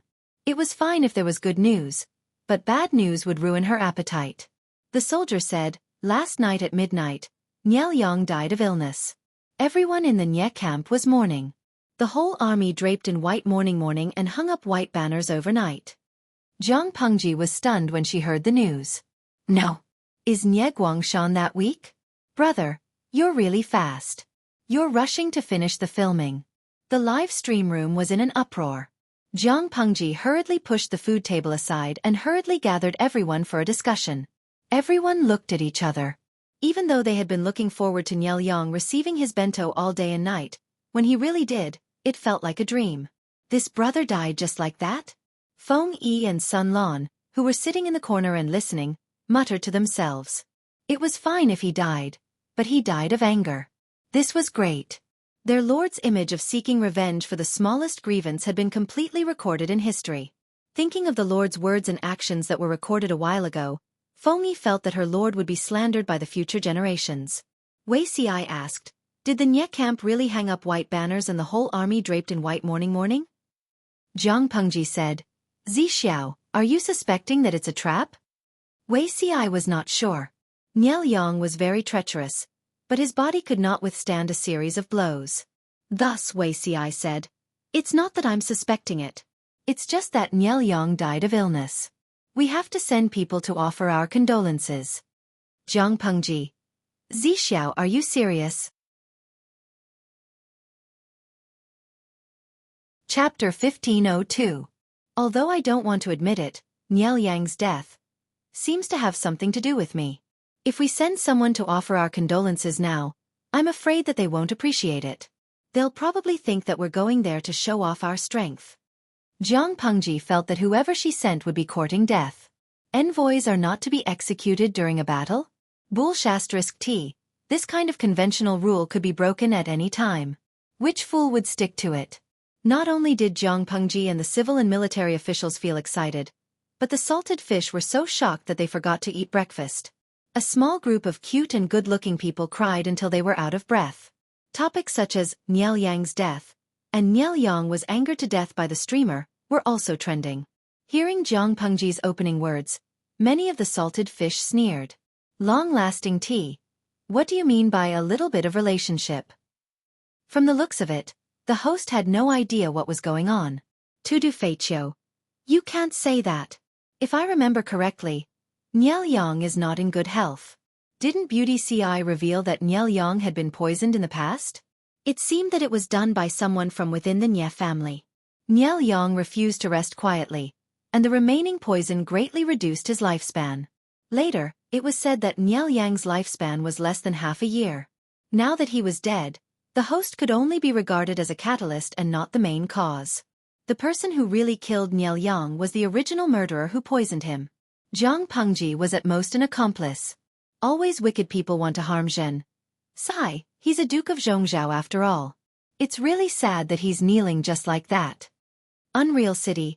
Come on, there are plenty of people who have died in the hands of the streamer. So what if they are feudal lords? Some salted fish lamented that Niel Yang's death was a pity. Some salted fish celebrated that Jiang Pengji was one step closer to unifying the world, and some salted fish expressed concern and condolences. No matter what the cause of Niel Yang's death was, outsiders would think that he died because he was angered by Jiang Pengji. Sending people to offer their condolences was equivalent to sending people to their graves. Jiang Pengji knew this too. How could she send someone to offer her condolences? She never expected that Wei Ci would disagree with her at this time. Out of respect for her opponent, she still had to send someone to offer her condolences. Jiang Pengji said, I've killed at least 8,000 people, if not 10,000. Do I have to pay my respects to all of them? In any case, she wouldn't agree. Regardless of their strength, in terms of status, Niel Yang and Jiang Pengji were of the same level. If she really wanted to send someone to offer her condolences, the status of the messenger could not be low. She was not willing to choose anyone. Wei Ci volunteered himself. Jiang Pengji was so angry that she glared at him several times. No matter what Wei Ci said, she refused to agree. Lord, condolences are one thing, but confirming that Niel Yang really died of illness is another. What if he really faked his death? Jiang Pengji said, then let's wait for 3 to 5 months. Anyway, his body has long been ruined. Sooner or later, he will meet the king of hell. Wei Ci could only sigh. Jiang Pengji was stubborn, and so was he. No one was willing to take a step back when it came to issues that concerned the overall situation. In the end, Jiang Pengji was so angry that she flicked her sleeves and left. Everyone looked at each other in dismay. Qiguan Rang said quietly, You're really bold. The Lord obviously wants to protect you from taking risks, but you don't appreciate it.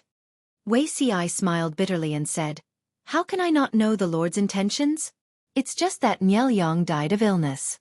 Whether it's true or not, if the Lord doesn't express her stance, I'm afraid you'll be criticized. This is not good for the Lord's reputation. The time when Niel Yang died of illness was when the morale of the Nie army was in chaos. No matter what, they didn't dare to kill the messenger when there was no leader. We can't sacrifice the lives of more than 200,000 troops just because of a moment of impulsiveness. His lord had a violent temper. If something really happened to the messenger, she would definitely send troops. Qiguan Rang glanced at him and sneered. I see. You've thought it through. No wonder you're so fearless. It was precisely because he saw through the trick that he had the confidence to volunteer for the mission. Wei Ci continued. There's another point. Xi's elder brother Wei Dan is Niel Yang's confidant. Qiguan Rang said coldly. If I were your elder brother, I would definitely make sure that you wouldn't be able to return. Otherwise, you'll become a scourge by releasing a tiger back into the mountains. Wei Ci smiled and said, My elder brother's temperament is different from Wenjing's. He's good at everything. His only weakness is that he values friendship too much. If it wasn't for this, Wei Dan wouldn't have tried his best to protect the legitimate son of Niel Yang in his previous life. The situation in his previous life was very different from now. Niel Yang of the Nie family had died of illness a few years ago. His only son, Nie Qing, became a thorn in the eyes of the elders. The legitimate son of the third branch of the Nie family, Nie Yang, took advantage of the chaos to rise and secretly gained the trust of Old Master Nie. Old Master Nie was also a weirdo. He was old but young at heart. His greed for power and desire to control his descendants made people's hair stand on end. He was old and lacked the energy to deal with affairs. In order to ensure absolute authority, Old Master Nie promoted Nie Yang, who, coincidentally, came into his line of sight. Because Nie Yang was young, innocent, not loved by his parents, and his mother's family was weak. Who would have thought that these were all Nie Yang's disguises? Nie Yang used Old Master Nie to snatch the position of the Nie family master. He secretly harmed his disloyal fellow clansmen and sent Old Master Nie to heaven. Nie clan became Nie Yang's word, and Nie Qing's situation improved. After all, everyone was afraid of Nie Qing's father, Niel Yang. Niel Yang died of illness. Nie Qing's talent was not as good as his father's. There was nothing to fear. Raising him was just another pair of chopsticks. In order to fulfill his best friend's wish and protect Nie Qing, his brother Wei Qiong married his eldest daughter to him. Wei Qiong himself died of depression. When his brother died of illness, he was not even 50 years old. It was because he valued his feelings too much that Wei Qiong could not kill him when Wei Ci went to pay his condolences. Qiguan Rang did not comment, but he would not doubt Wei Ci's judgment of people. If Wei Ci really went to pay his condolences to Niel Yang, it would most likely be daunting but not dangerous. The only obstacle was his lord did not agree. What's the point of saying so much? If the lord doesn't agree, can you go there in private? Wei Ci laughed. The lord will agree. Wenjing, do you dare to bet with me? Qiguan Rang scolded jokingly. When did you learn Feng Zisher and Yang Jingrong's bad temperament? What's there to bet? I won't bet. Because he knew in his heart that if they really bet, Wei Ci would definitely win. The facts proved that Qiguan Rang's guess was right. The next day, Jiang Pengji agreed to Wei Ci's request with an extremely sullen expression. After all, it was not a matter of principle. Jiang Pengji really could not dissuade Wei Ci. Of course, if it was a matter of principle, Wei Ci could not dissuade her either. I suddenly remembered that when my lord's grandmother died of illness, it was Zixiao who went on behalf of my lord. Jiang Pengji squatted on top of the wall and looked at the figures of Wei Ci and his group gradually becoming small dots in the distance. Her face was full of melancholy. She said, "Otherwise, why would I call you my wife? You're so virtuous, what more can I ask for?" Qiguan Rang's expression froze. He looked disgusted. Jiang Pengji said with a face full of vicissitudes, "Wenjing, do you think Nie Guangshan is really dead?" Qiguan Rang said, "Zixiao will go to pay his condolences. Whether Niel Yang is dead or alive, there will be some clues." Jiang Pengji said, "What if he's really dead? Doesn't my lord think that this is a good time to seize the opportunity to annex the Nie family of Zhongzhao? Once Niel Yang is dead, Nie Qing won't be able to shoulder the heavy responsibility. The Nie family is full of hidden dangers. It's a good time to seize the victory and pursue the enemy." Qiguan Rang sneered. "What do you think, my lord?" Jiang Pengji rubbed her chin. "I always feel that it's immoral to scheme for someone's family property the day after their corpse has yet to turn cold." Qiguan Rang was speechless.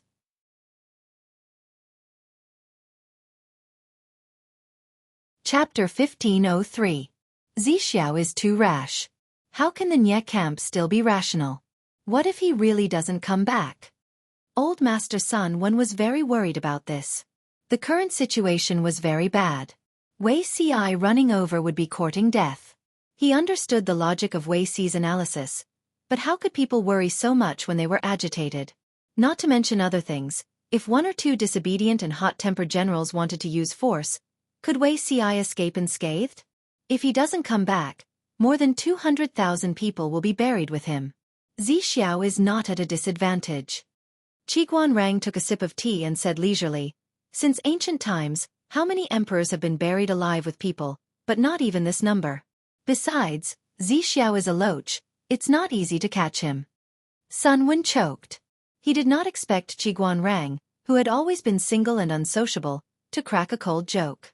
Niel Yang's death is more or less related to the Lord. I'm afraid that going to mourn will be seen as a provocation. Although old Master Sun Wen hated the Nie family, he felt it was a pity when he thought of Niel Yang's death. Qiguan Rang smiled coldly. It's human nature. Was Wei Ci really going to mourn sincerely? Don't be ridiculous. He mainly wanted to confirm if the person was really dead. He also had the intention of flaunting his strength and suppressing the Nie family. Normal people would not believe that a weasel marrying a chicken for 100 years was an act of kindness from the bottom of his heart. While the two were chatting, Wei Ci and his party arrived 2 miles away from the Nie camp and were stopped halfway. Who are you? The scouts of the Nie army looked at Wei Ci and the others with hostility, and faintly surrounded them. Wei Ci smiled and bowed while riding on the horse. We are here on the orders of our lord to mourn Duke Guangshan. When the Nie army scouts heard this, their faces turned livid and they wanted to draw their swords to kill. Wei Ci smiled faintly, as if he did not see the shining blades. Instead, it was the soldiers who escorted him who came forward to protect him. When two armies fight, envoys are not to be killed. Today, we are here on the orders of our lord to mourn Duke Guangshan, not to fight in front of the battlefield. Is it your idea or someone else's? Duke Guangshan has just passed away, and you are ignoring military discipline? Wei Ci was so calm that he managed to subdue a few soldiers of the Nie army. They looked at each other and finally took a step back and sent someone to pass the message. When Nie Ying and the other hot-tempered generals heard this, they exploded in anger. What does Lu Shi mean? You've angered the previous master over and over again, and now you've sent some cheap slave soldiers to pretend to be nice? This general's scolding was not polite at all. The scholars frowned when they heard this. The price of a head was only 1 copper coin. Whether it was a slave or a soldier, both of them were the lowest class in society. Even if they were angry in their hearts, Jiang Pengji had the guts to send someone over. The status of the messenger was definitely not low. It was too hurtful to scold someone as a slave soldier with a high price. Another person gritted his teeth and said, "Just a moment ago, they were playing tricks on us, angering our late lord to the point of dying of illness. Now, they're sending people to offer their condolences and hold a funeral. Clearly, they're taking advantage of our Nie family for granted. Get him to scram. If he dares to take even half a step into the former lord's mourning hall, I'll make him come in on his knees and roll out like a human swine." Some of the generals were even more hot-tempered. They carried weapons that weighed 30 to 40 kilograms and wanted to go out. "Everyone, please wait a moment. I'll go chop off his head and offer it to the former master's spirit." Hearing that they were getting angrier as they spoke, Wei Yong, who was dressed in a plain mourning dress, berated them with an indifferent expression. "Enough! Isn't it messy enough?" Everyone had indignant expressions on their faces. They were all men of iron and steel. How could they endure the fact that the enemy was taking advantage of them? Wei Yong said, "Take care of the former master's funeral and stabilize the army's morale to prevent Lu Shi from taking the opportunity to make trouble. Only after these are done can the former master pass away with peace of mind. If you touch the messenger, Lu Shi won't care if the former master passes the 7th day of his death. Do you want to see a new scar on the former master's body before it's even cold?" His words were so harsh that the few troublemakers did not dare to make trouble again. However, there were some who were unconvinced. If Lu Shi dares to send his troops, this general will dare to meet them head-on. The former master died unjustly. Do you still want to be humiliated by them after his death? The general straightened his neck and asked angrily, "Is the military advisor afraid of death? You know that the traitors have ill intentions, yet you still want to protect them? This isn't about being afraid of death. It's about looking at the bigger picture." Wei Yong had not slept well for 2 to 3 days. His face was abnormally pale, but he still forced himself to say, "You can act like a hero for a while. If the former master's funeral can't be held, then you can lead the troops to fight Lu Shi." The general said mournfully, "Are you going to let them flaunt their strength in front of the former master's coffin?" Wei Yong said, "Not necessarily. If they come, they should offer incense and mourn. They should act like filial sons and grandsons." When the general heard this, he felt a little better. Wei Yong asked the messenger, "Who is the messenger Lu Shi sent?" The messenger replied, "This person's surname is Wei and his name is Ci. He claims to be Lu Shi's advisor." In an instant, everyone realized that Wei Yong's face was twisted. It was an indescribable expression. Wei Ci? Isn't this Zi Shun's younger brother? As Niel Yang's right-hand man and close friend, Wei Yong's family connections had been completely uncovered. Many people who were on good or bad terms with him knew that Wei Yong had a third brother who was squatting on Lu Shi's side as an advisor. They had never imagined that the person who came to mourn this time would be Wei Ci. This time, someone laughed mockingly. "It looks like Lu Shi also knows what he's doing." Another person echoed, "That's true.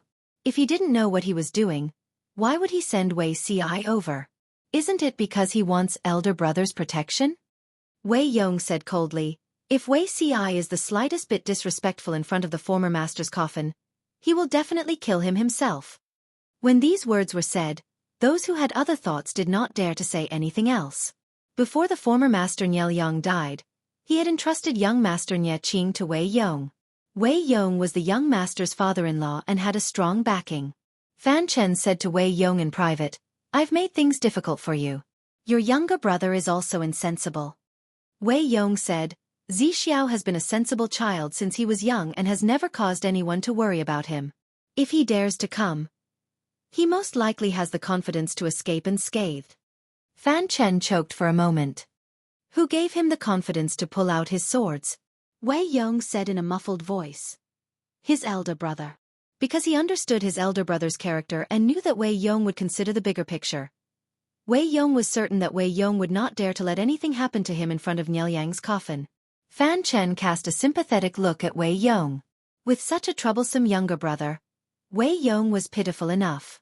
Even though the smell of gunpowder was thick in the tent, when Wei Ci came over, the atmosphere was considered good. At least the expected scene of someone drawing a sword and rushing up to slash at him did not happen. When everyone saw the sword hanging from Wei Ci's waist, their faces immediately fell. This fellow was asking for a beating. As if they could read minds, Wei Ci stopped in front of the tent and unsheathed his sword before entering. Wei Ci first bowed to Nye Qing, then nodded his head in greeting to everyone. He took out the sacrificial items and placed them in front of the coffin. He knelt in front of the coffin and offered sacrifices. His every move was flawless. Ci came in a hurry and had not prepared the funeral oration. "I could only write it in a hurry. I hope young Lang Jun will forgive me." Chapter 1504. Wei Ci said that his funeral oration was written in a hurry, so they did not have any expectations for the content of the funeral oration. Funeral oration used for funerals were mostly articles expressing mourning, remembrance, and mourning for the deceased. The current funeral oration was mainly prose and four-character rhymes, and it was easy to recite. The content was basically to remember the deceased's life experiences, praise the deceased's character, and express grief. If there were any mistakes in the funeral oration, there was a high chance that Wei Ci would be stabbed to death in front of Niel Yang's coffin. The scholar standing in the corner looked at Wei Ci's respectful and devout attitude and sneered in his heart. He said in a low voice. He had never met the late master. How could he write a heartfelt funeral oration? It's hilarious. As mentioned earlier, the content of the funeral oration was related to the deceased's life experiences. If Wei Ci did not know Niel Yang, his writing would not be appropriate. Unbeknownst to him, Wei Ci had done some research on Niel Yang. After all, his brother Wei Dan from his previous life had written more than 10 funeral oration after Niel Yang's death, almost one every year. The year Wei Dan died of illness, he was bedridden with a cold and could not get up to attend the funeral. It was Wei Ci who went on his behalf. Wei Ci did not know Niel Yang well enough, but Wei Dan definitely did. He sorted out many letters for Wei Dan's funeral and found that most of the letters were written to his close friend Niel Yang. Some were funeral oration, some were ordinary letters, and some were long-winded chatter. Last night, I dreamed of the past, and suddenly realized that it has been 14 years since Guangshan passed away, and I am 47. Life is already half over, and the pear tree in front of the courtyard has bloomed and withered several times. Day and night, my mind is in a mess. Thinking of the first time I met you, You wore a black robe and a black crown, standing under the courtyard, talking elegantly. Thinking of all the past now, it is as bright as before, as if it was yesterday. Your laughter and words still ring in my ears. Alas, Guangshan, the heavens do not give me false years. I die of old age, my heart aches, libation. I mourn your early death, I also weep blood. Of course, these were all written by Wei Dan to Nielyang as a friend. Wei Ci could not directly copy, or he would reveal flaws. With detailed materials, it was not difficult to write a standard elegiac oration. Other than the crackling of the white candles burning in the tent, there was only the sound of Wei Ci's sincere recitation of the funeral rites. As the funeral rites began, everyone's irascible and irrepressible emotions seemed to have found an outlet to vent. Nie Qing even knelt in front of his father's coffin and cried until his face was covered in tears. After Wei Ci finished reciting, he gave a long bow. Regardless of whether it was the funeral oration or the etiquette, no one could find fault with it. Even if everyone wanted to make things difficult for him, they had no excuse. Someone secretly wiped his tears and sneered. Was it really written in a hurry and not someone ghost wrote it? What interaction did Wei Ci have with Nielyang? The contents of the funeral oration were all true. This level of understanding was definitely not superficial. They must have been close friends. Someone berated in a low voice. Stop talking. Don't be presumptuous in front of the deceased Lord's spirit. I know you're not happy with Wei Zixuan, but you can't simply accuse him. After Wei Ci entered the tent, his every move was under our eyes. Did the two brothers communicate at all? Not only did they not communicate, but Wei Ci did not even look at Wei Ci once, let alone act as his gunman. Kneeling in front of the spirit, Nie Qing wiped his tears. It took him a while to calm his sorrowful mood. He asked Wei Ci in a hoarse voice, "Does your lord have any instructions?" Before Nielyang passed away due to illness, out of consideration of morality and benevolence, Jiang Pengji could not mobilize troops before the 7th day of his death. Otherwise, she would be nailed to history and be reviled. No matter how great the hatred was, according to the tradition of the deceased, no matter how big the matter was, it had to be moved to the end of the funeral. Wei Ci said, "My lord instructed me to come here to pay my respects. My every move must be respectful and not the slightest bit negligent or rude." Nie Qing sneered and ignored Wei Ci's Tai Chi excuse. "What else?" Wei Ci said, "Stop fighting for now. Young Lang Jun, help the spirit back." Nie Qing did not speak, but Wei Ci said, "Regarding the matter of helping the spirit, the young lord has his own plans. There's no need for an outsider to help him plan. The Duke of Lanting is willing to send Zixiao to pay his respects. Whether it's sincere or not, he's up to no good. He's taking advantage of the fact that there's no one in the Nie family. After 7 days, let the Duke of Lanting wait. The enmity of the late lord's death can't be let go just like that. Please pass on these words, Zixiao." Wei Ci sighed and stood up. He knew that such a situation would happen. In his previous life, Nielyang died early and his elder brother died of depression. Naturally, the two brothers had no conflicts and had always been respectful. This life was different. Nielyang walked to the front of the stage and Wei Ci assisted from the side. Nielyang's death had something to do with his lord, so the relationship between the two brothers became tense. However, Wei Ci did not regret it. They were still brothers, but they had different standpoints. "I will pass on every word to the Lord."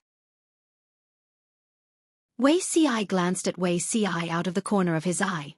His eyes were surging with complicated emotions that outsiders could not understand. Wei Ci said in a low voice, "Brother, why do you have to do this?" Nielyang had just died. The internal strife in the Nie family was fierce. More than 200,000 troops squatted at Zhanjiang Pass and fought to the death. If the power in the rear changed and their rations were cut off, Wei Ci and the others would be in a desperate situation. Don't think that the Nie family and the others couldn't do it. What couldn't those people do? Wei Ci asked him, "Judge others by yourself. If the person lying in the coffin today was the Duke of Lanting, you would know why." Wei Ci was speechless and could only choose to remain silent. "Brother, take care." Before Wei Ci left, he glanced at Nielyang lying in the coffin. After bidding farewell to Nie Qing, he turned and left. Seeing Wei Ci leave, everyone held their breath and almost couldn't breathe. Nie Qing said, Father-in-law, what should we do now? Wei Ci was a step behind and followed beside Nye Qing. He said calmly, "The late lord made thorough arrangements when he was alive. Young lord, don't worry. The obstacles in Nye Qing's path would be swept clean." The days of keeping vigil were tough. The white banners and mourning cloaks fluttered in the wind. The originally unstable morale of the soldiers had been stabilized by Niel Yang's death. Wei Ci continued to use his methods.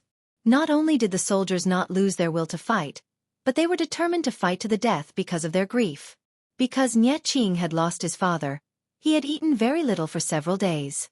He looked pale and weak, and he had suffered a lot. Nye Yang could only persuade him to eat a little. If he didn't eat, Nye Yang would accompany him silently. Sigh. Looking at Nye Qing's back, which was unsteady on his knees, Nye Yang sighed in his heart. This Nye Yang is really ruthless. He even hid it from his son. In reality, there were only two people who knew that Nye Yang was still alive. One was Wei Ci, and the other was Fan Chen. Both of them were old foxes. During the vigil, the two of them cried bitterly, as if their father had died. The system laughed coldly. They wait for people like you who are ambitious and can't hold back. Nye Yang secretly glanced at Wei Ci's tent. Does he really not have many days left?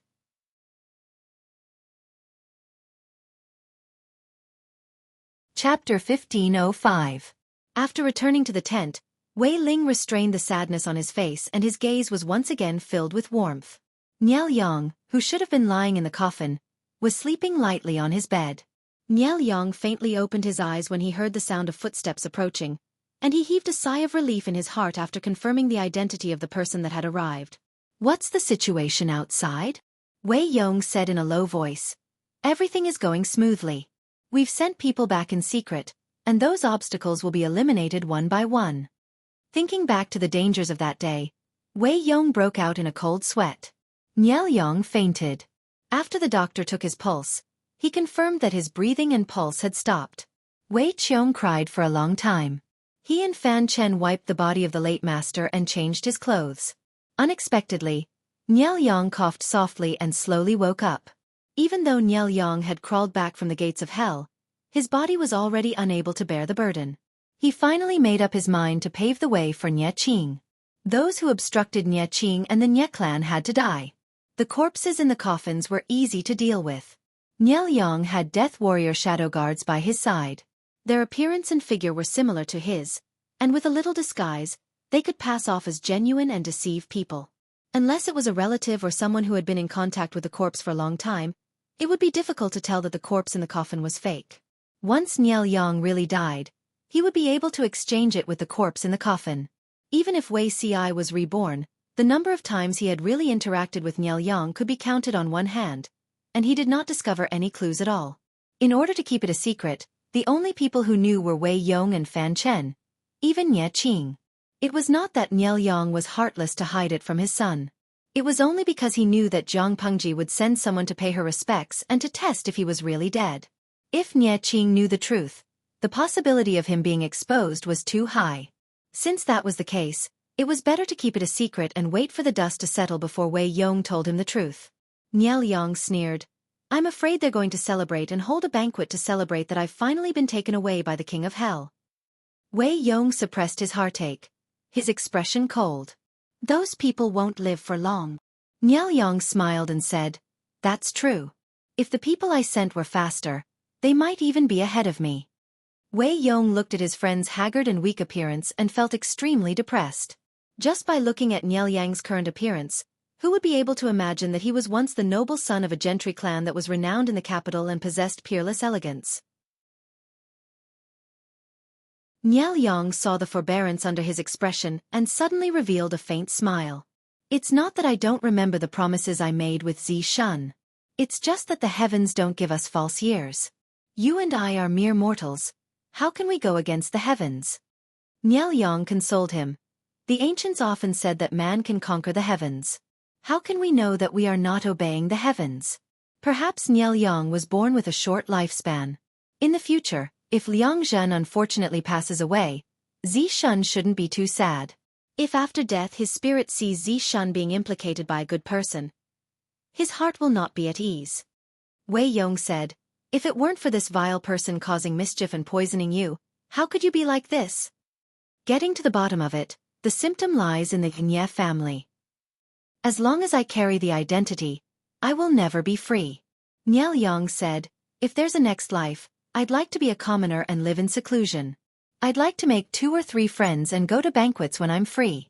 I'd like to not be bound by the secular world. Even without this vile person poisoning him, there would be another vile person causing mischief and assassinating him in the future."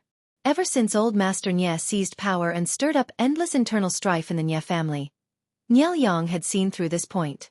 Unless the problem was solved from the root, what was bound to happen would still happen. Wei Yong's eyes were bloodshot and filled with tears. Niel Yang knew his good friend's temperament well. These words couldn't resolve him. If a few words could, then Wei Yong wouldn't be Wei Yong. If there's a next life, Yong will still be Guangshan's close friend. You and I will look at the moon in the wind, burn incense and boil wine, and talk about the world. That will be enough. Niel Yang laughed. "You're really stubborn. Isn't it enough to be burdened by a good person for a lifetime? You want to compensate for a second life." If Niel Yang hadn't taken the initiative to befriend him, Wei Yong would most likely still be that refined scholar sitting peacefully by the window reading poetry and books. He wouldn't have been involved in the Nye family's internal strife and the world's struggle. Niel Yang felt very guilty when he mentioned this. He had let everyone down except Wei Yong down. If Wei Yong held a grudge because of his death for the rest of his life, he wouldn't be at ease even if he closed his eyes. Wei Yong didn't think it was bad. If the regrets in this life could be fulfilled in the next life, it would be a blessing. After saying so much, Niel Yang was mentally exhausted. He couldn't resist the exhaustion of his body and fell into a deep sleep. On the other side, Wei Ci returned after paying his respects.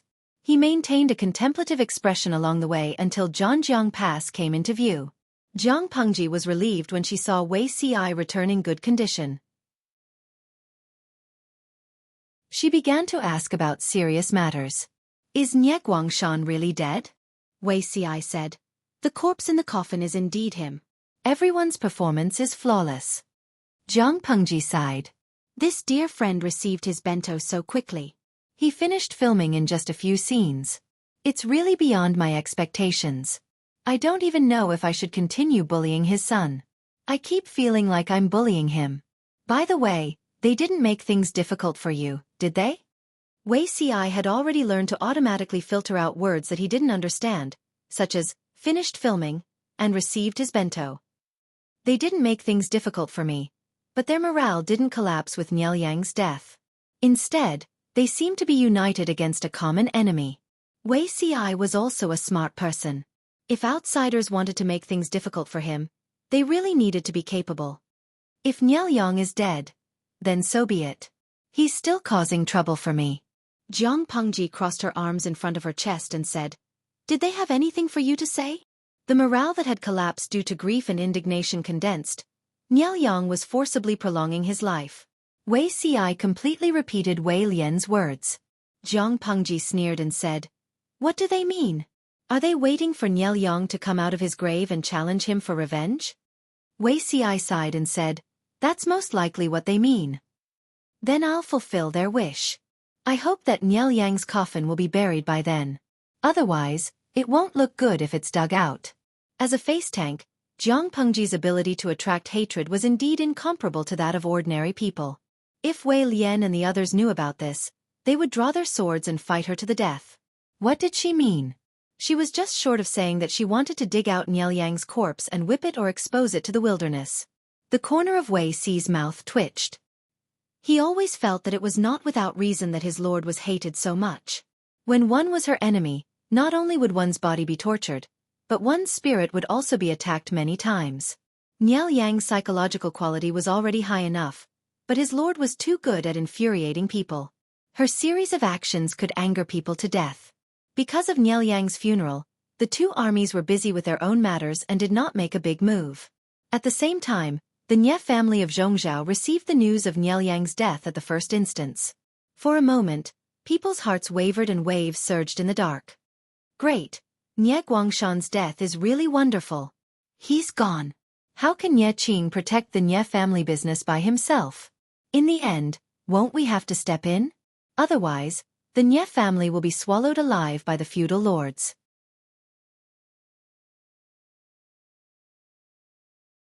Chapter 1506. Nye was perhaps a complete tragedy.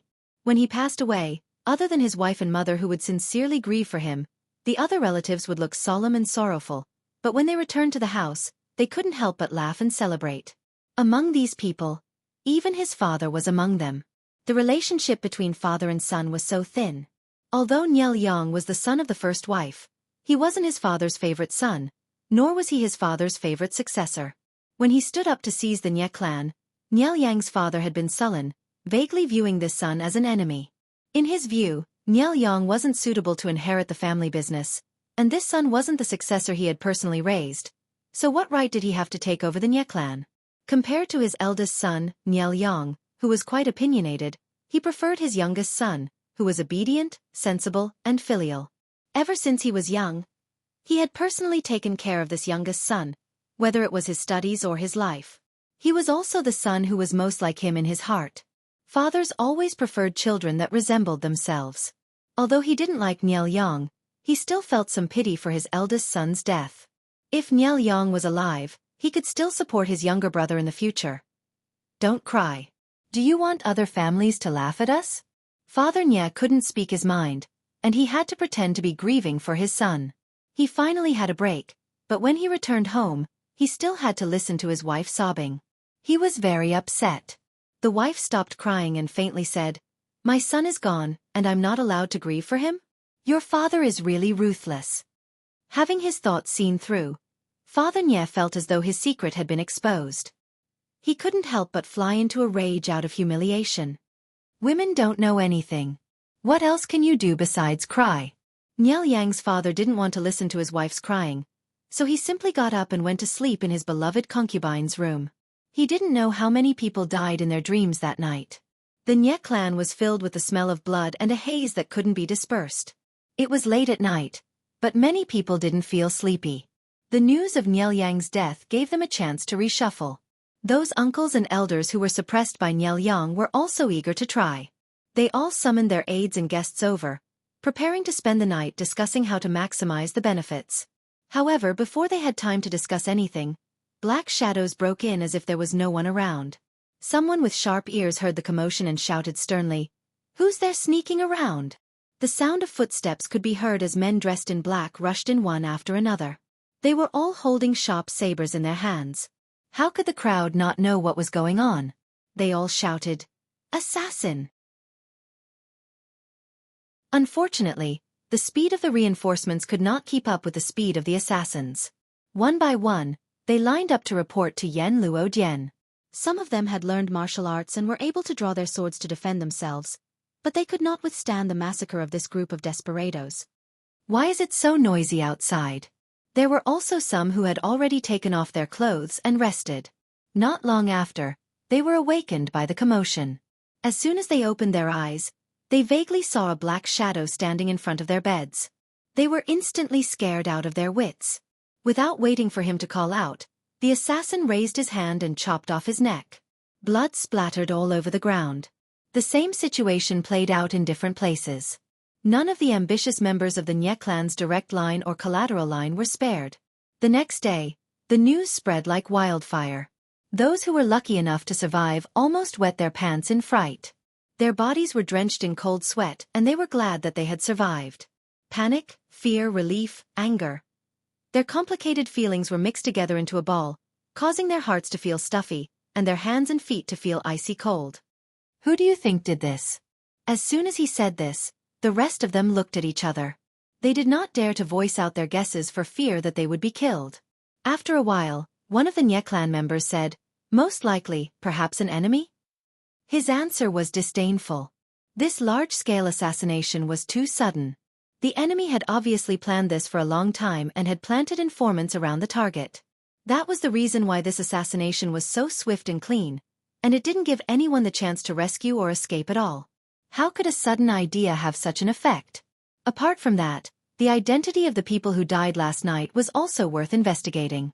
The person who set up this assassination must be very familiar with the internal power structure of the Nye clan, the identity of the members, and the location of their residences.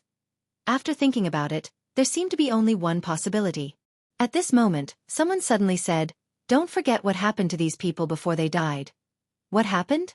Everyone sweated profusely when they heard this.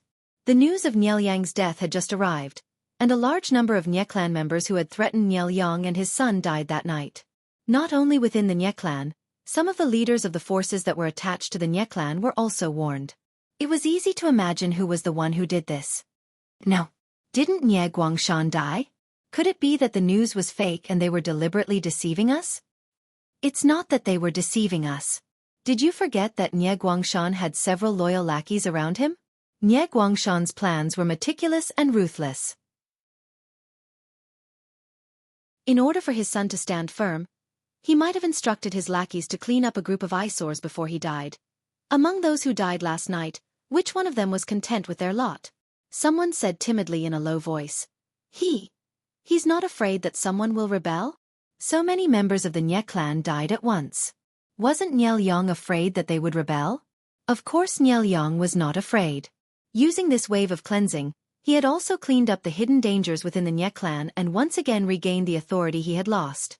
As long as Nye Qing was not muddle-headed and had Wei Yong, Fan Chen, and a few other trusted aides by his side, Nye Qing would definitely be able to protect the Nye clan. Of course, Niel Yang did not intend to bear the responsibility of killing the elders of the same clan. Niel Yang had long thought about who would be the scapegoat. Zixuan, is Nye Yang still obedient? Wei Yong said in a low voice. He's been calm these days and there are no flaws. If it wasn't for the Lord's vigilance, I'm afraid we wouldn't have expected Nye Yang to hide so deeply. With such a scheming mind, I'm afraid he's plotting something big. I don't know what other tricks he has up his sleeve. To be safe, Niel Yang asked Wei Yong to bring his son Nye Qing to the front line. Nye Qing then brought Nye Yang over. Niel Yang was not very wary of his nephew, Nye Yang. He had investigated Nye Yang long ago. There was nothing to suspect about this child.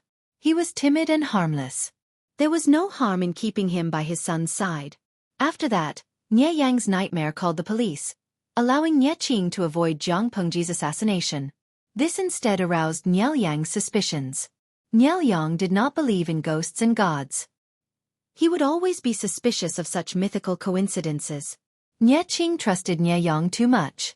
This made Niel Yang secretly suspicious. After thinking about it, he sent someone to thoroughly investigate Nye Yang. Because Nye Yang had been brought to the front line by Nye Qing, there were only servants guarding the house at the back. After a carpet search, the people sent out quickly found a suspicious secret compartment in Nye Yang's study.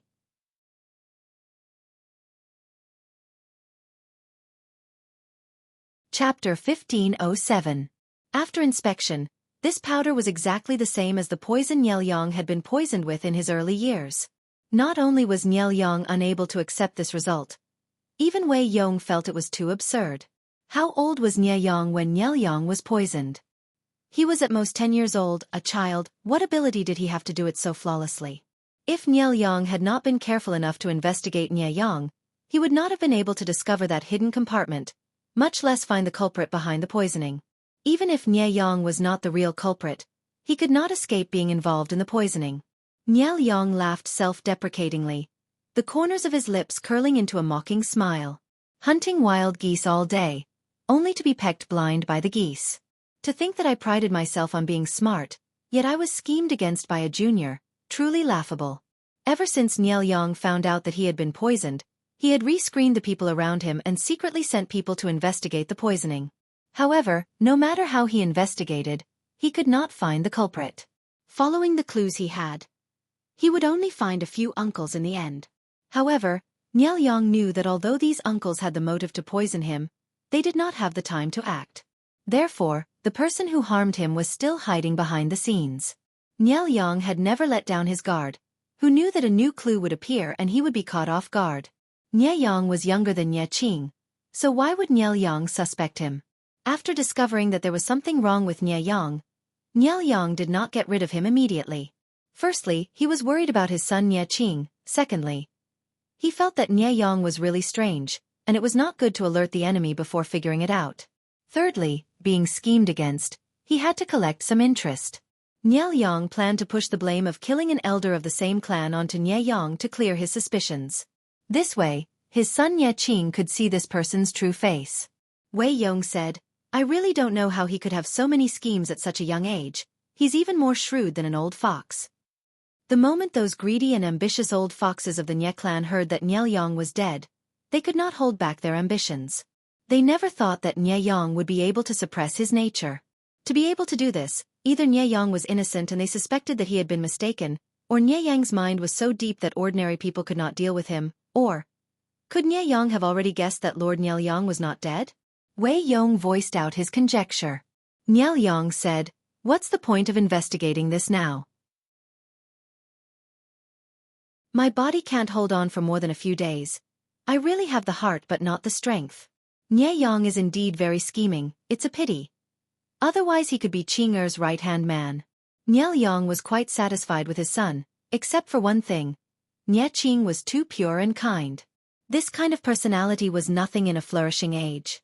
Nye Yang could protect him to become a noble son of a landowning family. But now it was troubled times. Even with Wei Dan and the others assisting him, Nye Yang was still worried.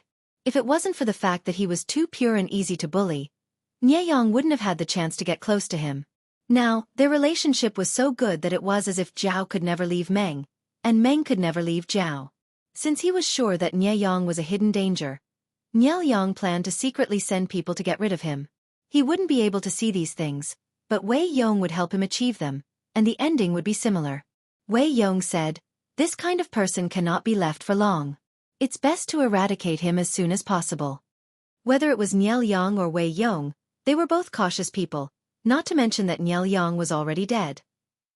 Logically, other than them, no one else knew about this conversation, but they didn't know that Nye Yang's ability was close to that of a spiritual monster, and couldn't be measured with common sense. Nye Yang knew that Nye Yang wasn't dead, so he didn't dare to let his guard down, and often let the system keep an eye on him. Of course, this conversation was heard by Nye Yang as well. The system sneered. Now you know the difference between you and Nye Yang, right? If I didn't help you, you wouldn't even know how you died. Nye Yang's face was hidden in the shadows, but his eyes shot out a cold light, and his murderous intent spilled everywhere. The system said relentlessly, if I didn't help you, you wouldn't have been able to poison Nye Yang. Even if you succeeded, you would have been easily caught by him. If I didn't help you, you wouldn't have been able to restrain your ambitions when Nye Yang faked his death, and he could have gotten rid of you. If I didn't help you, now you wouldn't even know that Nye Yang already had murderous intent towards you, and was prepared to use you before sending someone to kill you. You still don't dare to admit it? You're just a mortal. No matter how scheming you are, you can't compare to my ability. Nye Yang's previous attempt to turn the tables had made the system extremely annoyed, and now it was going all out to attack him. The system also knew that Nye Yang was scheming, but no matter how scheming he was, if he didn't have the ability to realize it, it would just be a joke. Taking advantage of this, the system wanted Nye Yang to completely understand his own weight, so that he would obediently surrender and not challenge the system's authority. This is a death trap. You'll die if you're not careful, and Nye Qing won't be able to protect you. If he finds out that you're the real murderer of his father, do you think your brotherly relationship with Nye Qing will matter? Now, the only person you can rely on is me. The system laughed maliciously, like a demon whispering in Nye Yang's ear, tempting him to fall deeper into the abyss. After a while, Nye Yang laughed foolishly. His expression was still cold, but his eyes were filled with madness and murderous intent. Rely on you. Nye Yang couldn't help but laugh, and he said, Nye Yang wants to kill me, are you some kind of saint? Until now, he could not forget the lightning torture the system gave him, where he could neither live nor die. With the system's attitude, how could Nye Yang believe that it was kind to him? From Nye Yang's perspective, the system was also an evil spirit, hiding in the dark and plotting something. When the system achieved its goal, he, Nye Yang, might end up worse than death. The system laughed sinisterly. I can at least let you live for a few days. You don't want to die without tasting power, do you? It had been bound to Nye Yang for so many years. It knew very well about Nye Yang's obsession with power, almost to the point of being possessed. Nye Yang was silent for a long time after listening to the system. As he struggled in his heart, his young face became twisted and sinister. The system laughed. Have you thought it through? Nye Yang asked it. Do you have a way to turn the tables? Niel Yang and Wei Si started to suspect Nie Yang. Nie Yang didn't think that he could turn the tables. This was a dead end. The system said, yes, of course.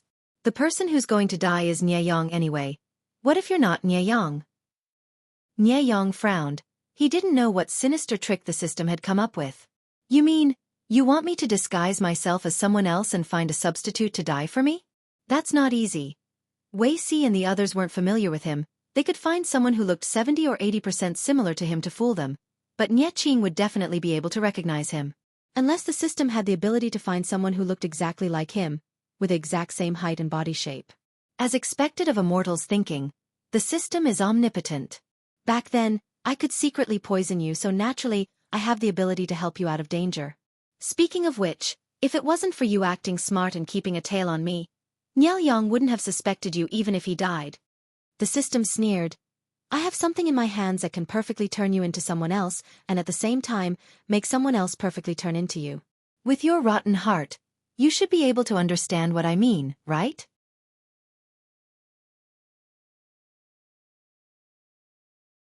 Chapter 1508. You. What do you mean by that? Nie Yang's voice was trembling, like sandpaper rubbing against glass. There was a hint of resistance in his voice. The system could not be bothered with Nie Yang's nonsense. How could the system not know how black-hearted this kid was? If he couldn't bear to pretend now, what was he doing earlier? The system laughed mockingly. Host, don't you think it's too late for you to pretend to be a saint? Forget, you don't know what a saint is. A saint is a good person. Nie Qing is closer to the side. You won't even have that word in your next life. In terms of the darkness of the human heart, even the system can't compare to you. What did I mean just now? Do you dare touch your non-existent conscience and say you don't understand? The system's words were full of sarcasm, causing Nie Yang's face to turn green and white. Selfishly, Nie Yang did not have much feelings for Nie Qing, but he was not that cruel either. He planned to let Nie Qing live. However, the system was far more cruel than he was and wanted to swap their identities. This way, Nie Qing would take the blame for Nie Yang and die in the hands of his father, Niel Yang, and father-in-law, Wei Yong. This way of dying. Niel Yang was so angry that he wanted to crawl back from hell. Much less Nie Qing. Nie Yang sat paralyzed and hesitated for a long time before asking tiredly, other than this, is there no other way? The system said, I only have this one method. Use it if you want. I won't wait for it to expire. Looking at the flickering candlelight, Nie Yang suddenly laughed foolishly, as if he had been relieved of some burden and fell into an even deeper abyss. I understand. What do you want me to do? He should have known that the system had ill intentions and would drag him into a hopeless situation sooner or later. It was too late to regret now. Nie Yang was already forced into a corner by Niel Yang. If he did not use the system's suggestion, he would not be able to break out of this hopeless situation. If he was merciful to Nie Qing, he would be cruel to himself. Years of planning and effort would be for naught. After thinking about it, Nie Yang still chose himself. Those who wanted to achieve great things did not bother with trifles. When necessary, he could even abandon his own parents and brothers, much less a cousin. Niel Yang secretly killed several of his uncles and drugged old Master Nie, causing him to become paralyzed and demented. Wasn't that also cruel and ruthless? Just as he was thinking, a slight movement came from outside. Nie Yang's mind sounded the alarm, and a hint of fierceness appeared in his eyes. Nie Yang's originally clear voice became hoarse from crying, but the smile in his eyes did not diminish. Familiar footsteps came over. Nie Qing's originally clear voice had become hoarse from crying, but the smile in her words did not diminish. Nie Yang quickly adjusted his expression and returned to his gentle and harmless self, standing up. Brother, why are you here? Nie Qing said, I heard from the soldiers that you haven't eaten much for 2 days. This brother had the kitchen make some appetizers for you. You must be tired from keeping vigil for your father these days. Even if you have a bad appetite, you should at least eat something to fill your stomach. Ayang? He yang. Nie of yang. He was along. He never of. He yang. No, nothing. It's just that I really have no appetite right now. Yang eat, of yang nie. Nye of yang of I, Yang is not to Nye. I of. Yang with, Nye Yang said. Yang of it of. Yang you. You not. Of. Nye Yang could not argue with him and ate the food like it tasted like wax. Seeing that Nye Qing was defenseless, Yang felt complicated. Nye Qing read military books and learned new things. Nye Yang asked the system, "What's your idea? Could it be a possession in the novels?" The system smiled lazily. "No, I can do what you said, but it's too much effort. For a soul, a body born from a mother's womb is the most suitable. You and Nye Qing exchange souls. The biggest possibility is that both of you will become sickly and die early because of the instability of your soul. My idea is to disguise yourself. This disguise can change your appearance to that of the other." The system was in a good mood, so it spoke more. "You and Nye Qing are inseparable. You know his hobbies, relationships, habits, conversation style. It's not difficult to disguise yourself, and the possibility of being seen through is low. Wei Yong may be Nye Qing's father-in-law, but they don't have much contact, so their understanding is limited. As long as you don't make any fatal mistakes, Wei Yong may be suspicious, but at most he will think it's because of the death of his father. Don't you think this idea is perfect? With Nye Qing's identity, you'll be the rightful young master. Everything will be at your fingertips." Actually, thinking about it, Nye Yang's previous schemes were just messing around. If Nye Yang had taken advantage of Nye Qing's young age and unstable personality to take his identity, why would he need to plot against Nye Yang? The system's methods could easily smooth a rough road, but mortals could not. A bitter smile appeared on Nye Yang's face. It was indeed at his fingertips. At the same time, his fear of the system increased. To Nye Yang, the system and Nye Yang were both swords hanging over his head. The difference was that Nye Yang's sword was about to fall, and his death was near, but the system did not know. They were all enemies. Nye Yang was not someone who was willing to be enslaved. Even if the system used force to make him submit, his rebellious nature was still there. After 2 hours, Nye Qing prepared to leave, but Nye Yang urged him to stay. "It's getting late. Why don't you rest here, brother?" Nye Qing smiled. "That's good too. We haven't talked at night in a long time." Their brotherly love was deep. Wei Dan was the one with the most pain in the ass.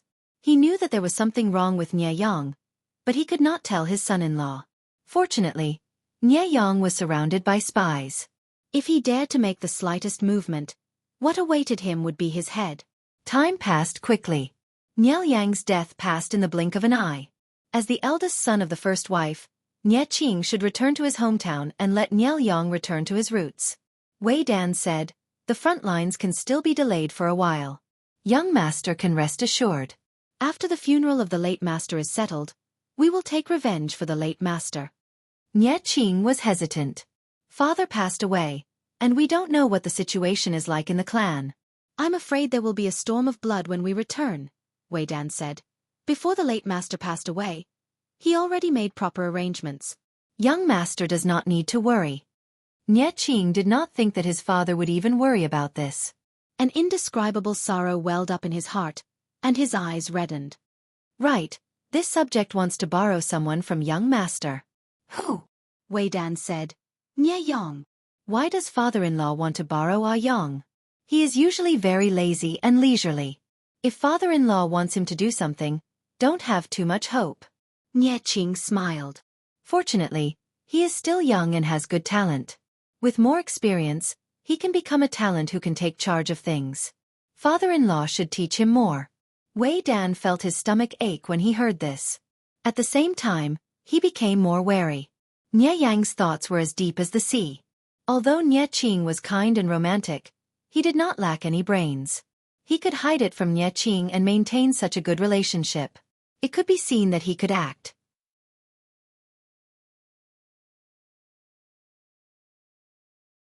Chapter 1509. As a bugged listening device, the system had a firm grasp of Nye Yang, Wei Yong and the others' movements and conversations. Knowing the two's plan, the system gloated at Nye Yang. They're about to make a move. Wei Yong plans to let Nye Qing help his spirit back and found an excuse to make you stay. If you want to make a move and switch identities, You have to do it within these 2 days. Otherwise, you won't have a chance. After spending some time to get used to it, Nye Yang was no longer as resistant and uncomfortable as before. I know. To be safe, I plan to make a move on the last night. If he changed his identity earlier, Nye Qing would definitely cause a ruckus and ruin his plan. It would be better to switch identities on the last night. When Nye Qing woke up, what awaited him would be his father-in-law's butcher knife. Thinking of that situation, Nye Yang laughed until tears came out of his eyes. The system was secretly speechless at Nye Yang's ruthlessness. On the last night of helping the spirit home, Nye Yang found an excuse to stay in Nye Qing's tent. The two brothers talked about many things that night. Not long after, Nye Qing fell asleep. Nye Yang, who was pretending to sleep, opened his eyes. He took out 2 pills the size of longans from his sleeves. These were the appearance change pills that the system had given him. After asking about the method to use it, the system gave him a bottle of sleeping powder that could make people fall into a deep sleep with just a sniff. For the appearance change pills to work, the target's blood had to be taken and mixed with it to be consumed. Nye Qing wasn't in a deep sleep. If the blood was taken directly, it might wake him up. Nye Yang's hands trembled as he cut Nye Qing's finger and stabbed himself. He mixed Nye Qing's blood with pills and swallowed it. Not long after, his slender body became more plump, his skin squirming like it was alive, making people's hair stand on end. When the squirming subsided, Nye Yang stood up and looked in the mirror. The person in the mirror was Nye Qing's face. As expected. Just where did the system come from? How could it have such a treacherous method? Not only the face, figure, skin, even the eyes and aura were the same as Nye Qing's. The system reminded, as the saying goes, one's appearance comes from one's heart. You have to control your heart. Otherwise, you'll be easily discovered. The only reason why Nye Yang looked so similar right now was because of the miraculous effects of the transfiguration pill. Once Nye Yang got used to it, his temperament would also change, and he would eventually reveal his flaws. However, this was nothing. Nye Yang took Nye Qing's place to carry the spirit back. For the time being, they were separated from Wei Yong. That old fox would not discover them. Nye Yang's eyelids drooped. I understand. I'll be careful. He fed the other pill to Nye Qing. Nye Qing fell into a deep sleep, and Nye Yang watched as Nye Qing's face turned into his. After ensuring that there were no mistakes, Nye Yang went back to sleep. However, he tossed and turned, unable to fall asleep. He stayed up until dawn. That night, not only did Nye Yang not sleep well, Wei Yong was also in no mood to sleep. Master! Wei Yong suppressed his sobs and held Nye Yang's hands that were almost as thin as bones tightly in an attempt to keep him awake. Nye Yang was already on the verge of death, but somehow, a surge of vitality surged through his almost dried-up body, giving him the strength to finish his sentence. Zishan. Take good care of Qinger. If there's anything wrong, just scold and teach. Nye Yang felt that his vitality was quickly draining away. He subconsciously held Wei Yong's hands tightly and said, The Nye family, if we can't save them, let them be. Nye Yang had sacrificed his life for the Nye family, but he could not let his friend fall because of him. Wei Yong naturally nodded his head and agreed to whatever Nye Yang said. Liang has a close friend like you. This life is not a loss. The last few words were said with his mouth. Wei Yong said, This subject feels the same. After he answered, he found that Nye Yang had already closed his eyes and his raised hands had loosened their grip. His heart thumping, Wei Yong knelt beside the bed and stared blankly for a long time before he reacted. He leaned to the side and suppressed his sobs. Not long after, Fan Chen came late. Seeing Wei Yong's situation, how could he not guess? Black shadows appeared in front of him and he almost fainted. Zishan. Master's funeral matters? Fan Chen took a step forward and almost stumbled to the ground. Only then did he find that his legs were so weak that he had no strength. Act according to the plan. Wei Yong suppressed his grief with difficulty and said hoarsely, Master has not gone far. Do not let him worry. The trap had been set and they were just waiting for the prey to take the bait. At the first glimmer of dawn, Nye Yang stood up and neatly dressed Nye Qing's morning clothes. He gave a flawless smile in the mirror. However, today was the day to support the spirit back, so there was no need to smile. Therefore, Nie Yang changed his expression to one of grief and silence and strode away. Walking out of the tent, Nie Yang glanced back and finally steeled his heart to turn and leave. Father-in-law. Nie Yang respectfully called out to Wei Yong. The two were father and son-in-law, but they were also ruler and subject. Nie Qing still referred to him as father-in-law. It could be seen how important Wei Yong was in his heart. Thus, even if Nie Yang was very wary of this person, he could not act against Wei Yong in the short term. Wei Yong's face was extremely pale and he looked somewhat dazed. He gathered his spirits and said to his son-in-law, "The journey is long. Young master has worked hard on the matter of supporting the spirit." Nie Yang asked a few questions out of concern, completely acting like a different Nie Qing. The system watched his performance and was secretly speechless. Nie Yang was really born in the wrong era, or else he would have swept the Oscars. Wei Yong said weakly, "It's nothing. Last night, I thought about my late master's past and couldn't control my emotions, so I couldn't sleep." The system reminded Nie Yang in a timely manner. This morning, Nie Yang couldn't take it anymore and passed away. Wei Yong was heartbroken and cried the whole night. "Don't expose him, he looks so pitiful." The person lying in the coffin now is not Nie Yang's substitute, but Nie Yang himself. Nie Yang's shrouds were all changed by him. If that's the case, father and son will die on the same day. I wonder how Nie Yang, who left first, will feel when he sees his son catching up to him on the road to hell. Nie Yang sighed. Looking at the current situation, don't you think you're too cold-hearted, system? The system wanted to roll its eyes. It wasn't a human, it was the highest form of life that surpassed humans. Humans were just ants. No matter how tragic their deaths were, it would not be able to arouse its sympathy. Nie Yang was really stupid to use a human's mind to judge it. Wei Yong said, "The auspicious time is here, young master, go on your way." Nie Yang warned, Yang's personality. "If there's anything wrong with him, please forgive him, father-in-law." Wei Yong could not even smile in response, and only said that he would take care of Nie Yang. Raise the spirit. The white banner fluttered, and the mournful cries shook the heavens. Nie Yang supported the spirit and went on his way. Only when the tens of thousands of people left his sight did Wei Yong's expression turn as cold as ice.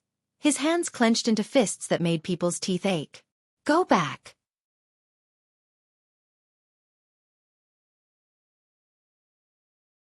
Chapter 15:10. The sleeping powder could make Nie Qing sleep until the sun was up, but he woke up before the procession set off. To be precise, the person who woke up wasn't Nie Qing, but a salted fish. Who am I? Where am I? What am I doing? That was what lucky Queen Xinyue was thinking. As an ancient big shot who had been in the live broadcast room for a long time, she had always been envious of those who had transmigrated, especially the super lucky queen who was lucky enough to get a wedding costume from the host. Today was another round of Dream of 1,000 Years. She looked at the ID in the streaming room and waited anxiously. She had won the bid. She had transmigrated after winning the bid, but then she realized something was wrong. Her chest was flat, and there was an unfamiliar sausage under the blanket. Can't you be more professional in Dream of 1,000 Years? Isn't it good for a girl to wear a girl's body? She had touched it out of curiosity, but the body was sensitive. The little brother had stood up immediately, which scared her. If it wasn't for the streaming, she would have liked to try the experience of a man masturbating. As she muttered to herself, a warm, confused and frightened voice rang in her mind. "You. What kind of demon are you?" "Oh my." The salted fish lucky emperor was so scared that she jumped up. She could accept transmigration, but she couldn't accept such a supernatural event. It was too scary. Streamer, are you there? Why is someone talking in my body? There had been so many Dream of 1,000 Years in the past, but no one had experienced such a thing. Was there a bug in her transmigration? Zhang Pengji was having breakfast. As usual, she had 15 to 16 steamed buns and 3 to 4 bowls of seaweed soup. Streamer V. You look like a military tent. Figure out where you are first. Don't panic, I'll always be here. The lucky emperor was slightly relieved. At that moment, the voice rang out again. It was panicky and confused. Who are you? Why is it Yang's voice? The salted fish asked timidly. Who is Yang? Zhang Pengji glanced at the streaming room. The temporarily borrowed body of the lucky emperor looked familiar. She frowned and quickly remembered who the person was. It was the host of the system fragment, a young man named Nie Yang. But now, she realized that the system fragment wasn't with Nie Yang anymore. Could it be that he had left in an accident? Jiang Pengji secretly denied this speculation. Apart from the main body of the system, the energy stored in the separated subsystems was limited, and it was impossible for the system to easily give up on a host. The conversation between Lucky King and the mysterious male voice continued. The man said, Yang is Nie Yang. Who are you? Lucky King asked. Then who are you? As he spoke, he found the copper mirror. The face reflected in the copper mirror was Nie Yang's. The man could see everything around him through Europe's eyes, but he couldn't control his body. When he saw the face reflected in the bronze mirror, he almost lost his composure. How did he get into Nie Yang's body? Who was the one who possessed Nie Yang's body? Where are the Real Yang and my body now? All kinds of problems troubled Nie Qing. Yes, this unlucky person who had his nest occupied was Nie Qing. Dream of 1,000 years had chosen his body as its host. It took Lucky a few minutes to understand the situation. If that's the case, I've joined Nie Ying. He's my lord's enemy. Lucky Emperor was smart. He did not say host, but replaced it with lord, to prevent Nie Qing from asking all sorts of questions. Nie Qing's heart trembled. What did you say? What enemy? Who is your lord? The famous Lu Shi, my little brother. Are you afraid now? I have a strong backer, so you better behave yourself. Nie Qing suddenly lost control. He suspected that Jiang Pengji had used witchcraft to cause the current situation. Lucky King ignored him and curiously studied the system interface. According to Lucky King's guide on the forum, the system would give him a reminder to help him hide his identity. Lucky King didn't understand the situation, so he naturally sought help from the system. He was shocked when he saw it. Please leave this place immediately. A fatal disaster is about to befall you. Oh my, this is so exciting. She had only transmigrated for a few minutes, but a red alert had sounded. I'm not transmigrating, this is PUBG. In Nie Qing's ears it was harmonized into, I'm not beeping, it's beeping, beeping, beeping, beeping. Because he couldn't control his body, Nie Qing could only watch as the wandering ghost controlled his body to put on his clothes and leave the tent. Nie Qing couldn't help but ask, where are you going? Lucky King said impatiently, escape, don't bother me. The system was considerate enough to give him an escape route. The lucky emperor tried to calm his racing heart as he moved quickly. She didn't know if it was a psychological effect, but she felt a sense of danger following her like a shadow. According to the system, she came to a logistics tent, endured the stench, and picked out a military uniform to change into. Anyway, this body was a man's, so she changed into it and smeared her face with yellow mud. Relying on the guide given by the system, Lucky King blended into the patrol team without any mishaps. Nie Qing asked in surprise, how do you even know the password to change every 3 days? There were many people in the camp, and in order to prevent spies from sneaking in, the password was often changed everywhere. Nie Qing thought there was a spy in the camp, and was anxious about how to pass the news to Wei Dan and the others. He was caught off guard and heard a shocking discussion. The soldiers who stopped to rest actually said that Nie Qing was ready to set off. How was that possible? If he was here, then who was the Nie Qing the soldiers were talking about? Not long after, there was a commotion in the camp, as if someone was being tracked. Nie Qing once again heard an explosive news that turned his worldview upside down. Nie Yang secretly planned and sent people to assassinate the elders of the Nie family and its affiliated forces, with the intention of attacking young Master Nie Qing and seizing the Nie family. How was this possible? Wei Dan sent off the funeral procession and turned to kill Nie Yang, but he didn't expect Nie Yang to not be in the tent. Where is he? Where did the guards go? Wei Dan was furious. How many spies had he sent to keep an eye on Nie Yang? Why were they all transferred away? After a while, Wei Dan found out that the person who was transferred away was his good son-in-law, Nie Qing. More accurately, it should be Nie Yang who replaced Nie Qing. The system asked Nie Yang why he did this. Nie Yang said, you don't understand the human heart. If Wei Dan directly went to settle the score, he would most likely choose to torture him. That way, Nie Qing would have time to defend himself. But if Wei Dan returned and found that Nie Qing was not in the tent, he would most likely suspect that Nie Qing fled in fear of punishment. In his anger, he would most likely kill him, and Nie Qing would not have a chance to defend himself. The system was silent for a while. As expected, the human heart was hard to predict when it became vicious.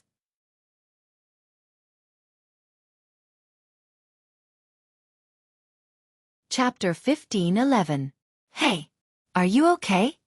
Lucky Emperor realized that the voice in her head had gone silent. She could not help but ask with concern. Nie Qing did not answer. Lucky Emperor continued, humans will meet a few scumbags in their lives. Fortunately, there's still room for redemption. The most important thing for you now is to find a way to restore your identity. Now that you're wearing Nie Yang's face, you'll be killed the moment you show up. The Nie family's military camp was heavily guarded. Even with the help of the system notification, as long as she did not find a way to leave the camp, she would die. She said, I can only stay here for 12 hours. What do you plan to do after 12 hours? According to the various information and the system notification, Lucky Emperor found out that she was temporarily borrowing Nie Qing's body. However, because of the appearance alteration pill buff, this body looked like Nie Yang and was about to face the danger of being hunted down. Let me ask you a few questions. Do you trust your father-in-law, Wei Dan, or your good brother, Nie Yang? After a while, Nie Qing's trembling and suppressed voice sounded in her head. Of course it's my father-in-law. Lucky Emperor said. Then it's settled.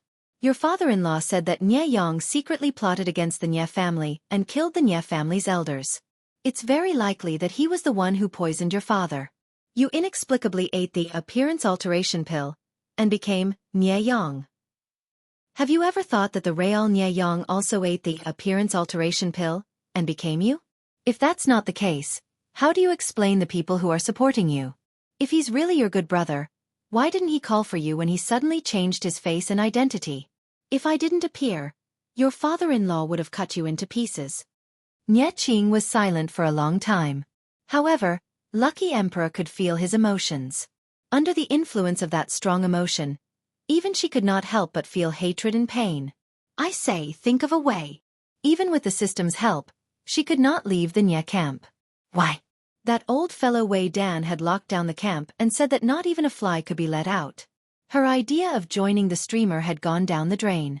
Now, she could only hope that the native, Nie Qing, had a good idea. Nie Qing said, do me a favor. Do you know how to write? Lucky King said, brother, are you looking down on the cultural level of a straight-A student who received 9 years of compulsory education, a key high school student, and a 211 university student? Nie Qing didn't understand what she was saying, but she felt kindness. Help me write some words.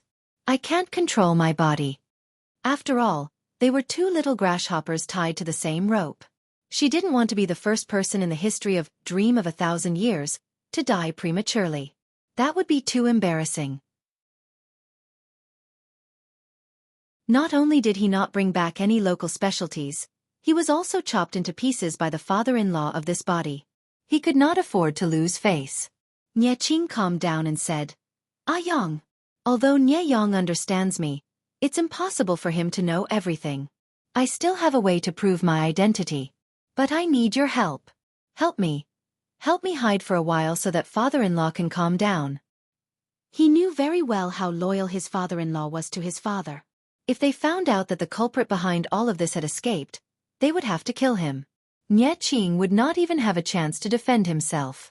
Although he didn't know where Nie Yang got the appearance-changing pill, it must have been an external skill. Nie Qing wasn't afraid of anything else. He was afraid that if he died, the appearance-changing pill would lose its effect and he would return to his original appearance. If his father-in-law found out the truth, he would commit suicide as an apology. No matter what, he had to find a way to get back his identity. Lucky King said righteously, Tell me, I'll write. After a while, both of them fell silent. Have you really studied before? Nie Qing asked uncertainly. Lucky King almost exploded. Are you questioning this straight-A student's educational background? Although it was simplified Chinese, Nie Qing could barely make out the meaning. Nie Qing didn't ask for more. Nie Qing asked Lucky King to write an article that his father-in-law, Wei Dan, had written a long time ago. This article was about Wei Dan's first encounter with Nie Liang. Because it was somewhat personal, only 2 or 3 people had seen it so far, and Nie Qing was one of them. Because it was a camp-wide search, they couldn't let go of any suspicious places. Thus, Lucky King's words were discovered. What's so special about this scribble that's missing an arm and a leg? As one of the insiders, Fan Chen naturally joined in to share the pressure. This was to prevent Wei Dan from being provoked and leaving with the late master. Wei Dan spent a long time trying to identify these ugly scribbles that were missing an arm and a leg as words. Fan Chen could only recognize 1 or 2 words. What's written here? Wei Dan's face darkened and he frowned. It should be the first line of a poem. Is there anything else? Fan Chen said, there are a few more. Do you want to go take a look? Your body, Wei Dan said, is a little puzzled. They went to a few more places. The more Wei Dan read, the darker his expression became. The poem you're talking about is... Wei Dan recited a complete paragraph and said with a complicated expression, this is a miscellaneous poem that I wrote in my spare time. Why would it appear here? Fan Chen was also dumbfounded. You wrote it? Wei Dan nodded. I wrote it a few years ago. The content was a little rough, so it was buried in the study to collect dust. Fan Chen clicked his tongue in wonder and asked, Zi Shun, think about who has seen it. Who do you think left behind these words? Since it was written by Wei Dan himself, and it was a work that had collected dust in his early years, there were definitely not many people who had seen it. Wei Dan said, there are only 3 people, the late lord, the madam, and the young lord. One had already passed away, one was far away in his hometown, and the last was at the funeral. It can't be these 3. Think again, could we have missed someone? Wei Dan shook his head. There shouldn't be anyone else who has seen it. What is the purpose of the person who left behind these words? As they spoke, a soldier reported that they had found another place. This time, the words were not poems written by Wei Dan, but by Nie Qing when he was young. However, Wei Dan reprimanded Nie Qing for being too crafty and moaning without reason, and had him rewrite it. In other words, this was a useless manuscript. The only people who knew about it were Wei Dan and Nie Qing. In another place, the European emperor wanted to cry but had no tears to find that the enemy's search circle had shrunk even further. Even with the help of the system, it was difficult to get away. Big brother, are you sure those words are useful? Nie Qing said sadly, I'll give it a try. If I'm forced into a dead end, I can't die in the hands of my father-in-law. The European emperor sighed. Poor child, learn from my master in your next life. Be more careful. I can only help you this much. After a while, the European emperor heard the sound of footsteps approaching.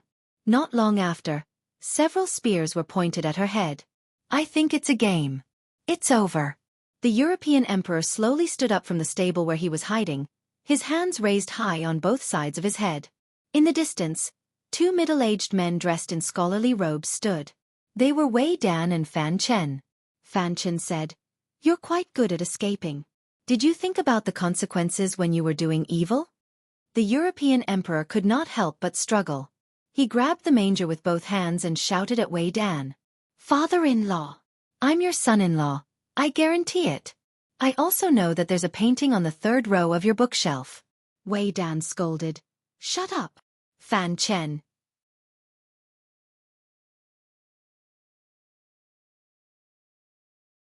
Chapter 15:12. Nie Qing asked curiously, How do you know what's under the 3rd row of my bookshelf? The European emperor said, I'm just spouting nonsense, but I feel like I hit the mark. Nie Qing was speechless. Wei Yong took a few steps forward and placed his right hand on the hilt of his sword. He pulled out his sword. Both the European emperor and Nie Qing thought to themselves, My life is over. Father-in-law, please wait. The European emperor raised his hand to stop him from approaching. His expression was full of anxiety. She carefully swallowed her saliva and said, Father-in-law, please don't do it. I'll cut my own throat. Please don't tire you out. Nie Qing had said that even if she had to die, she couldn't die in the hands of Wei Yong. The European emperor felt that it made sense. Fan Chen looked at Wei Yong suspiciously and asked, When did Nie Yong become Zixuan's son-in-law? Wei Yong also said, I'm also curious. How did he get to call you father-in-law? Wei Yong originally suspected that the person who left these strange words had something to do with Nie Qing, but after seeing the person in person, he felt like he was possessed. Fan Chen asked again, what's under the third row of your bookshelf? Wei Yong glanced at him coldly. Fan Chen felt an inexplicable chill. You believe his nonsense? Fan Chen was speechless. It wasn't that he wanted to believe it, but Wei Yong's reaction forced him to believe it. He was so curious that his heart was itching. Wei Yong's gaze turned to the European emperor. His cold and murderous eyes made the European emperor and Nie Qing tremble. Bring her back for interrogation. Fan Chen asked him, why don't we just kill her to prevent future trouble? Wei Yong replied without turning his head, we can't kill her for now. The European emperor was tied up. Because the rope was very tight, she kept screaming in pain. Fan Chen lost his patience. They escorted her to the tent. The European emperor was violently pushed and fell to the ground. She was in so much pain that tears welled up in her eyes. She felt very wronged. Who are you? Wei Yong dismissed his attendants.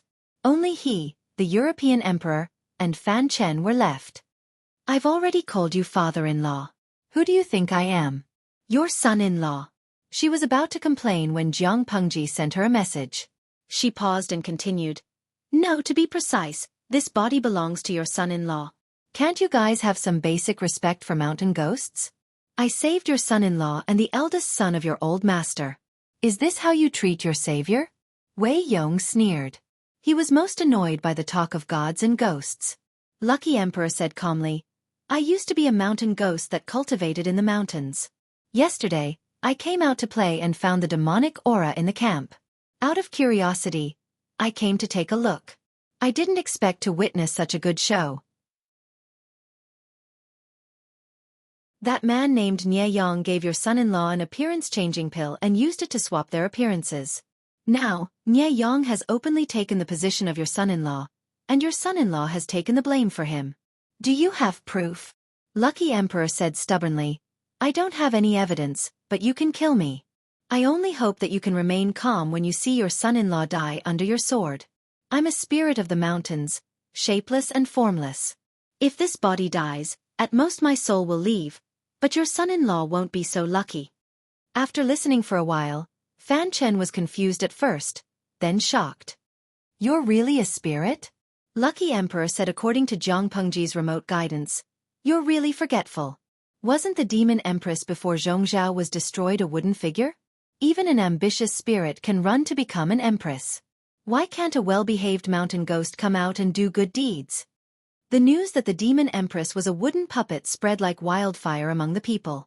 Many people thought that it was just a rumor, but Wei Yong, Fan Chen, and the others had their own sources of information. The demon empress had indeed turned from a living person to a wooden puppet in front of everyone. Lucky Emperor forced himself to calm down and continued to repeat Jiang Pengji's words. I'm really unlucky. It's so good to stay in the mountains and cultivate. It's rare for me to come out, but I encounter such a terrible thing. I'm even involved in the battle of the feudal lords. If I'm not careful, I'll be stained with endless karma. She looked like she had nothing to lose and said to Wei Yong fearlessly, the Nie Yong you mentioned seems to be in cahoots with the demons of the evil path. I don't know where he got the appearance-changing pill. There's no proof. As long as the person dies, the effect of the appearance-changing pill will disappear. Do you want to test it? Anyway, I'm not afraid of death. Your son-in-law only has one life. Wei Yong's hand that was holding the sword was trembling. His heart was wavering. Did you leave those words just now? I asked Nie Qing, and he passed it on to me. Since you don't know whether to believe him or not, why not give him a chance to defend himself? Wei Yong asked again. Can he hear me? Lucky Emperor heaved a sigh of relief. The streamer was worth 2 people. It seemed that Wei Yong had been fooled. He can hear you. If you want to ask me anything, I can help you pass on the message. If what you said is true, I'll treat you as my benefactor. If there's any falsehood, you know what will happen to you. Lucky Emperor saw that Jiang Pengji had sent him another bullet screen. He was excited. Great. It just so happens that we mountain ghosts don't like to be involved with mortals. especially people who are involved with the world's major powers. I saved Nie Qing's life. Remember to give me a gift. We're done. Wei Yong's face darkened. He asked a few questions. For example, where did he become Nie Qing's disciple, what they talked about, what jokes Nie Yong made when he brought his son to be his disciple, what promises Nie Qing made when he married Wei Yong's eldest daughter. These were all private matters. Very few people knew about them. Even if Nie Yong and Nie Qing were close friends, it was impossible for him to know about these small matters. To prevent accidents, Wei Yong purposely set up traps. For example, he asked Nie Qing what books were placed on the bookshelf in the southwest corner of his study. In reality, there were only a few zither and no bookshelves. Nie Qing answered one by one, and Lucky Emperor passed on the information. The more Wei Yong asked, the more frightened he became. Fan Chen, who was beside him, paled. Do you believe me now? Lucky Emperor stabbed Wei Yong in the heart. You almost killed your son-in-law. Wei Yong used the tip of his sword to remove the thick rope that bound him. Lucky Emperor finally regained his freedom. I can only possess a mortal for 12 hours. After 12 hours, Nie Qing will regain control of the body. Fan Chen asked, is there a way to remove the effects of the pill and let the young master regain his original appearance? Lucky Emperor shrugged. There's no way. I don't know either. If you can help the young master return, I will never forget your great kindness. How could Lucky Emperor know? When he was secretly anxious, Jiang Pengji pointed out the way for him. Since you're begging, there's a way. What way? You capture Nie Yang and give him to Lu Shi. Lu Shi's sword can slay all the demons in the world. That demon is currently possessing Nie Yang's body. Lucky Emperor said, as long as the demon helping Nie Yang is eliminated, the effects of the pill will naturally be removed. Of course, although I'm a mountain ghost, I've heard that mortals fight fiercely. Lu Shi is your mortal enemy. However, there are trade-offs in everything. Do you want Nie Yang to take over your nest and make Nie Qing unable to see the light for the rest of his life? Or do you want to endure the humiliation and let Lu Shi help you eliminate the demon? You choose. Wei Yong trembled and almost lost his footing. He said sarcastically, is Lu Shi really the chosen one? All the demons in the world will help him succeed? Lucky Emperor was about to reply, of course, when Jiang Pengji sent a bullet screen. It's hard to say. Whoever has the world in the end will be the chosen one. She laughed. I've already said that it's not easy for mountain ghosts to cultivate. They can't casually affect the change of emperors in the mortal world. How can a small mountain ghost bear such a huge karma? Believe it or not, it's up to you. Fan Chen said, that's true. If mountain ghosts help Lu Shi, why would they save the young master?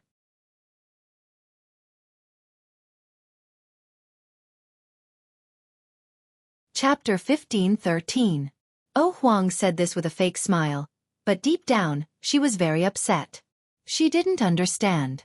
Wasn't it good for the myth streamer to damage the enemy's morale? Why did she reject it?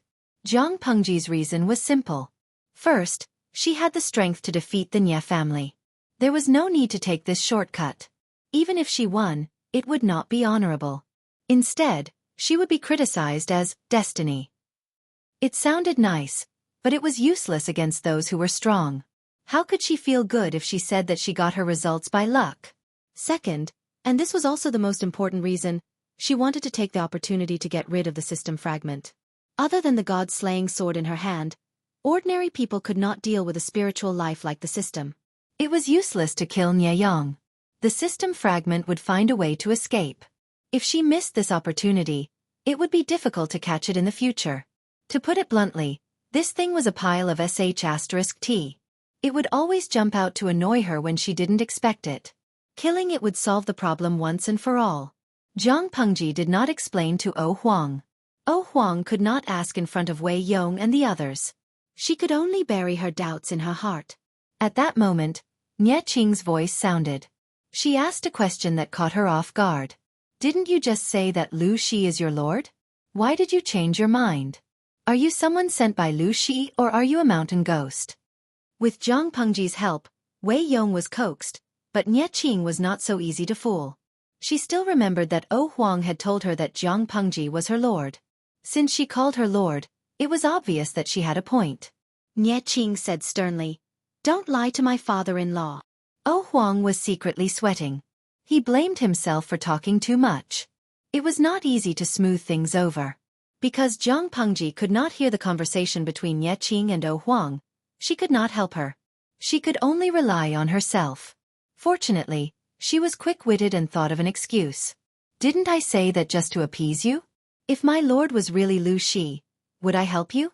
Haha, I should just cut my own throat and force your father-in-law to death. Then your family would fall into endless internal strife." Nie Qing was stumped by her words. She said a little awkwardly, "I'm sorry, I misunderstood you. I'm a magnanimous person. This little misunderstanding is nothing." Lucky Emperor heaved a sigh of relief and said nonchalantly, "But you, "Brother, I feel that you have a big problem. You are so pure and kind while Lu Shi is full of ink from head to toe. You will be at a disadvantage." Nie Qing didn't understand what "covered in ink from head to toe" meant, but he could relate it to the fact that Lucky Emperor said he was pure and kind. For a moment, he thought of Nie Yang, and his mood sank again. Being kind was not a bad habit, but Nie Qing had to admit that his kindness was untimely. Not only would he get himself killed, but he would also implicate the people around him.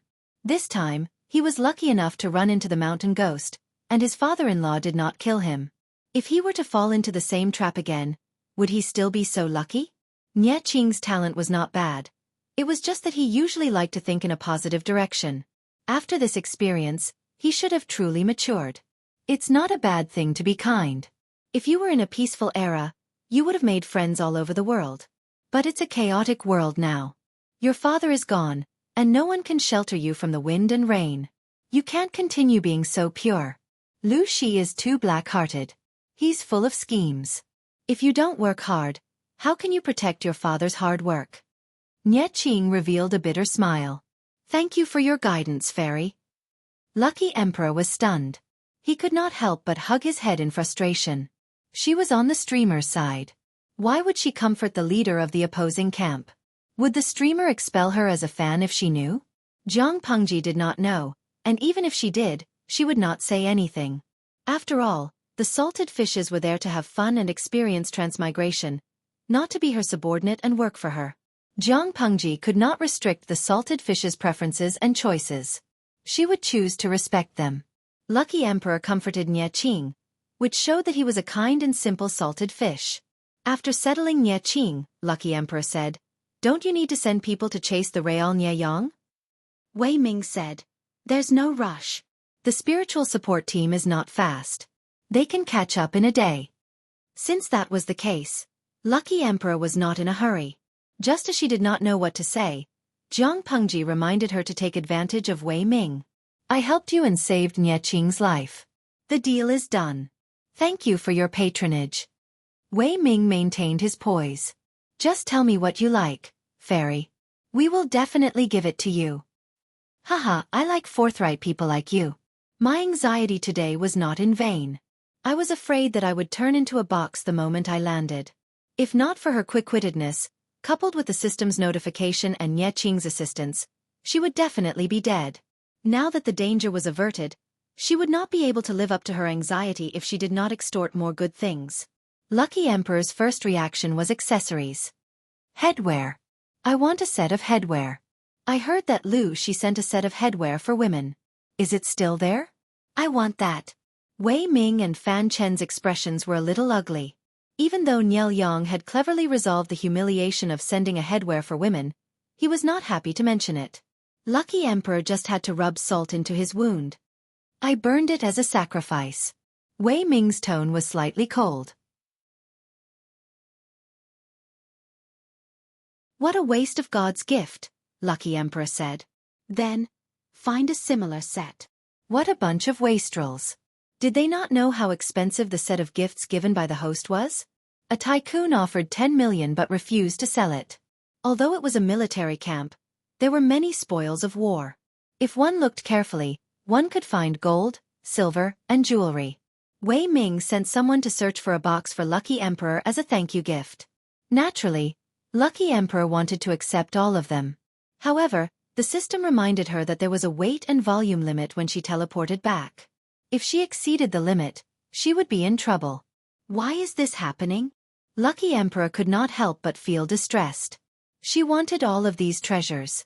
They were the spoils of war that she had exchanged her life for. The system actually gave her an answer.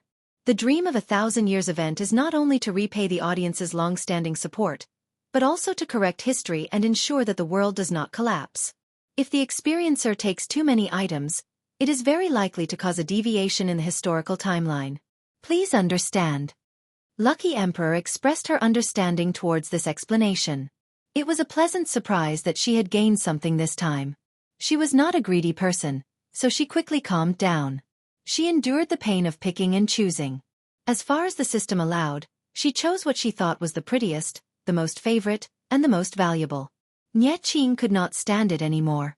He said, "These are the thank you gifts from father-in-law. Fairy, you can take all of them." You don't understand. This is called an equivalent exchange. I can only receive what I give. Lucky Emperor's face was full of tears, but she still had to maintain the posture of an expert. She said earnestly, "Your life is only worth this little money. I can't take more, or I will suffer retribution." Xueqi was speechless.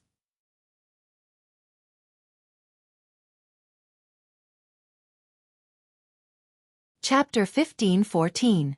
O Huang rebuked Xueqi, and his gloomy mood was finally lifted. However, the surrounding salted fishes were rather curious about how she was being picky and not accepting all of them. Why didn't she take everything Wei Dan gave her? It was a big box of jewelry, and there were at least 100 of them. In the end, the salted fish O Huang sat on the ground and picked the lighter, expensive, and good-looking ones to put aside. There were about 10 of them. Zhang Pengji frowned and realized that things were not so simple. Looking at O Huang's reaction, she probably wanted to take all of them, but she chose a portion. Obviously, there was a system restriction. Zhang Pengji asked her old chief, who was also online. "Yuaba, Zhang Xiaojiu, have you ever sent a parcel before?" Zhang Pengji said, "What kind of person do you think I am? Who hasn't used Interstellar Express in this era?"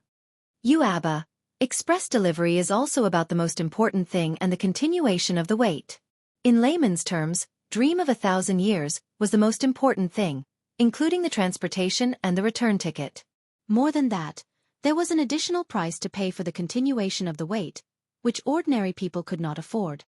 Besides that, another important reason was the butterfly effect. If too many items were taken away, it would cause a serious deviation in history. Zhang Pengji smiled and said, "You know the system's tricks very well, old chief." Yuaba. Because I have one here. Although it has some problems with its brain, it is obedient. Zhang Pengji. Although it was called a system, it was actually one of the spiritual beings. Her old chief actually had one? Zhang Pengji could not help but ask, "Previously, you said that you got a new job after retiring. Is it convenient for you to tell me about the nature of the job?" Yuaba. It's a job. To put it bluntly, I just work for others. The only advantage is that I can travel at public expense and get reimbursed in full. I can see many interesting people and things. Although the place I travel to is poor and backward, the pay is good, so I bear with it. Zhang Pengji smiled and said, "What you said is true, but you didn't say anything. You don't have to be so guarded against me, do you?" Was there any difference between what she said and what she didn't say? Yuaba. I have to be guarded against you. Everyone in the 7th Corps knew that Zhang Pengji was a thorn. They had to be careful when talking to her, lest they be exposed. Zhang Pengji rubbed her chin. She had a feeling that her old chief was hiding something. However, Zhang Pengji couldn't force her to speak if she didn't want to. She wouldn't harm her anyway. From the new system to the appearance of the old chief, Zhang Pengji vaguely sensed something, but her guess had yet to be confirmed. Your Abba. Due to the confidentiality agreement we signed in the past, there are some things that you won't be able to find out even if you want to because I can't tell you. The only thing that could be revealed was that the human alliance was relying on this piece of land to revitalize the overall situation. Zhang Pengji was dumbfounded. She then thought of the few subsystems that she had killed. The system was the former heavenly brain that had a grudge against the Federation. From the looks of it, the burden on his shoulders was quite heavy. However, it sounded a bit exaggerated to say that the entire human alliance was counting on her to save the situation. Your Abba. Oh, this is not an exaggeration at all. You will know in the future.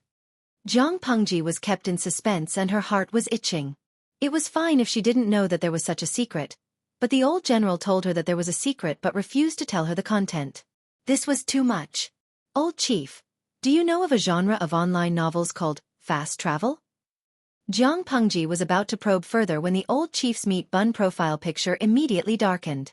Your friend, your Abba, has gone offline. Jiang Pengji was speechless. She seemed to know something. Old chief, you've fallen. She rubbed her forehead, feeling a headache coming on. The first half of her life was quite normal, but after her transmigration, all sorts of monsters and demons appeared. However, now is not the time to complain about this. The most important thing is to solve this system fragment. Although the system was not a good thing, its existence was simply a bug. It would be better to solve it as soon as possible. On the other side, Wei Yong and the others did not dare to take even half a step away from Oh Huang. You guys are staring at me like this. I feel like I'm a prisoner. Oh Huang could not help but complain to Nie Qing about the behavior of Wei Yong and the others. If she was given 2 sticks, she could simulate tears in prison. Nie Qing's mood had recovered a lot, and the fatigue in her smile was not as strong. Hearing Oh Huang's willful and unguarded words, she could not help but smile. Father-in-law and the others will not be able to dispel their suspicions with just a few words. You said that you only possessed this body for 12 hours, but they may not believe you completely. If we don't keep an eye on you, it is hard to guarantee that no accidents will occur. Please forgive me, fairy. Oh Huang glanced at the system countdown and hugged the precious box tightly. The jewelry in the box was precious, and the box used to contain them was carved from a whole piece of red sandalwood. It was extremely expensive. Seeing that the countdown was about to end, Oh Huang hesitated for a while and left a message for Nie Qing. I can't understand people like you who see glory and responsibility as more important than the heavens. Compared to you, I am more like a layman. I only know that living is more important than anything else. Only when you are alive can you create hope and opportunities for the future. If you die, you have nothing. Brother Nie Qing. Take care. Nie Qing did not understand, but he smiled and thanked her. After a while, he felt his entire body sink. What happened? Nie Qing had just opened his mouth when he heard Nie Yang's voice. He raised his hand and was shocked to find that he could control his body. Only then did he understand that the fairy had left. Nie Qing could not help but look at Wei Yong and Fan Chen. The two had different reactions, but their eyes were filled with worry, and they could not help but redden. Wei Yong called out tentatively, "Young master." Nie Qing choked with sobs, "Father-in-law." Fan Chen could not help but rub his eyes, saying in shock, "That really was a fairy." When Oh Huang left, the box she was hugging also disappeared. Wei Yong and Fan Chen saw this scene with their own eyes. Only now did they completely believe Oh Huang's words. Nie Qing took a deep breath and said, "The most important thing now is to quickly get Nie Yang back and swap identities." Now that Nie Qing was using Nie Yang's appearance, other than Wei Yong and Fan Chen, the other officials would not believe him. If Nie Yang made a false accusation at a critical moment, not only would Nie Qing's life be in danger, the two elders would also be implicated. In terms of ruthlessness, Nie Qing was far from being Nie Yang's match. You're tuning in to the Xueqi's Martial Arts Saga YouTube channel. Don't forget to subscribe and join us on this journey to catch the most captivating stories.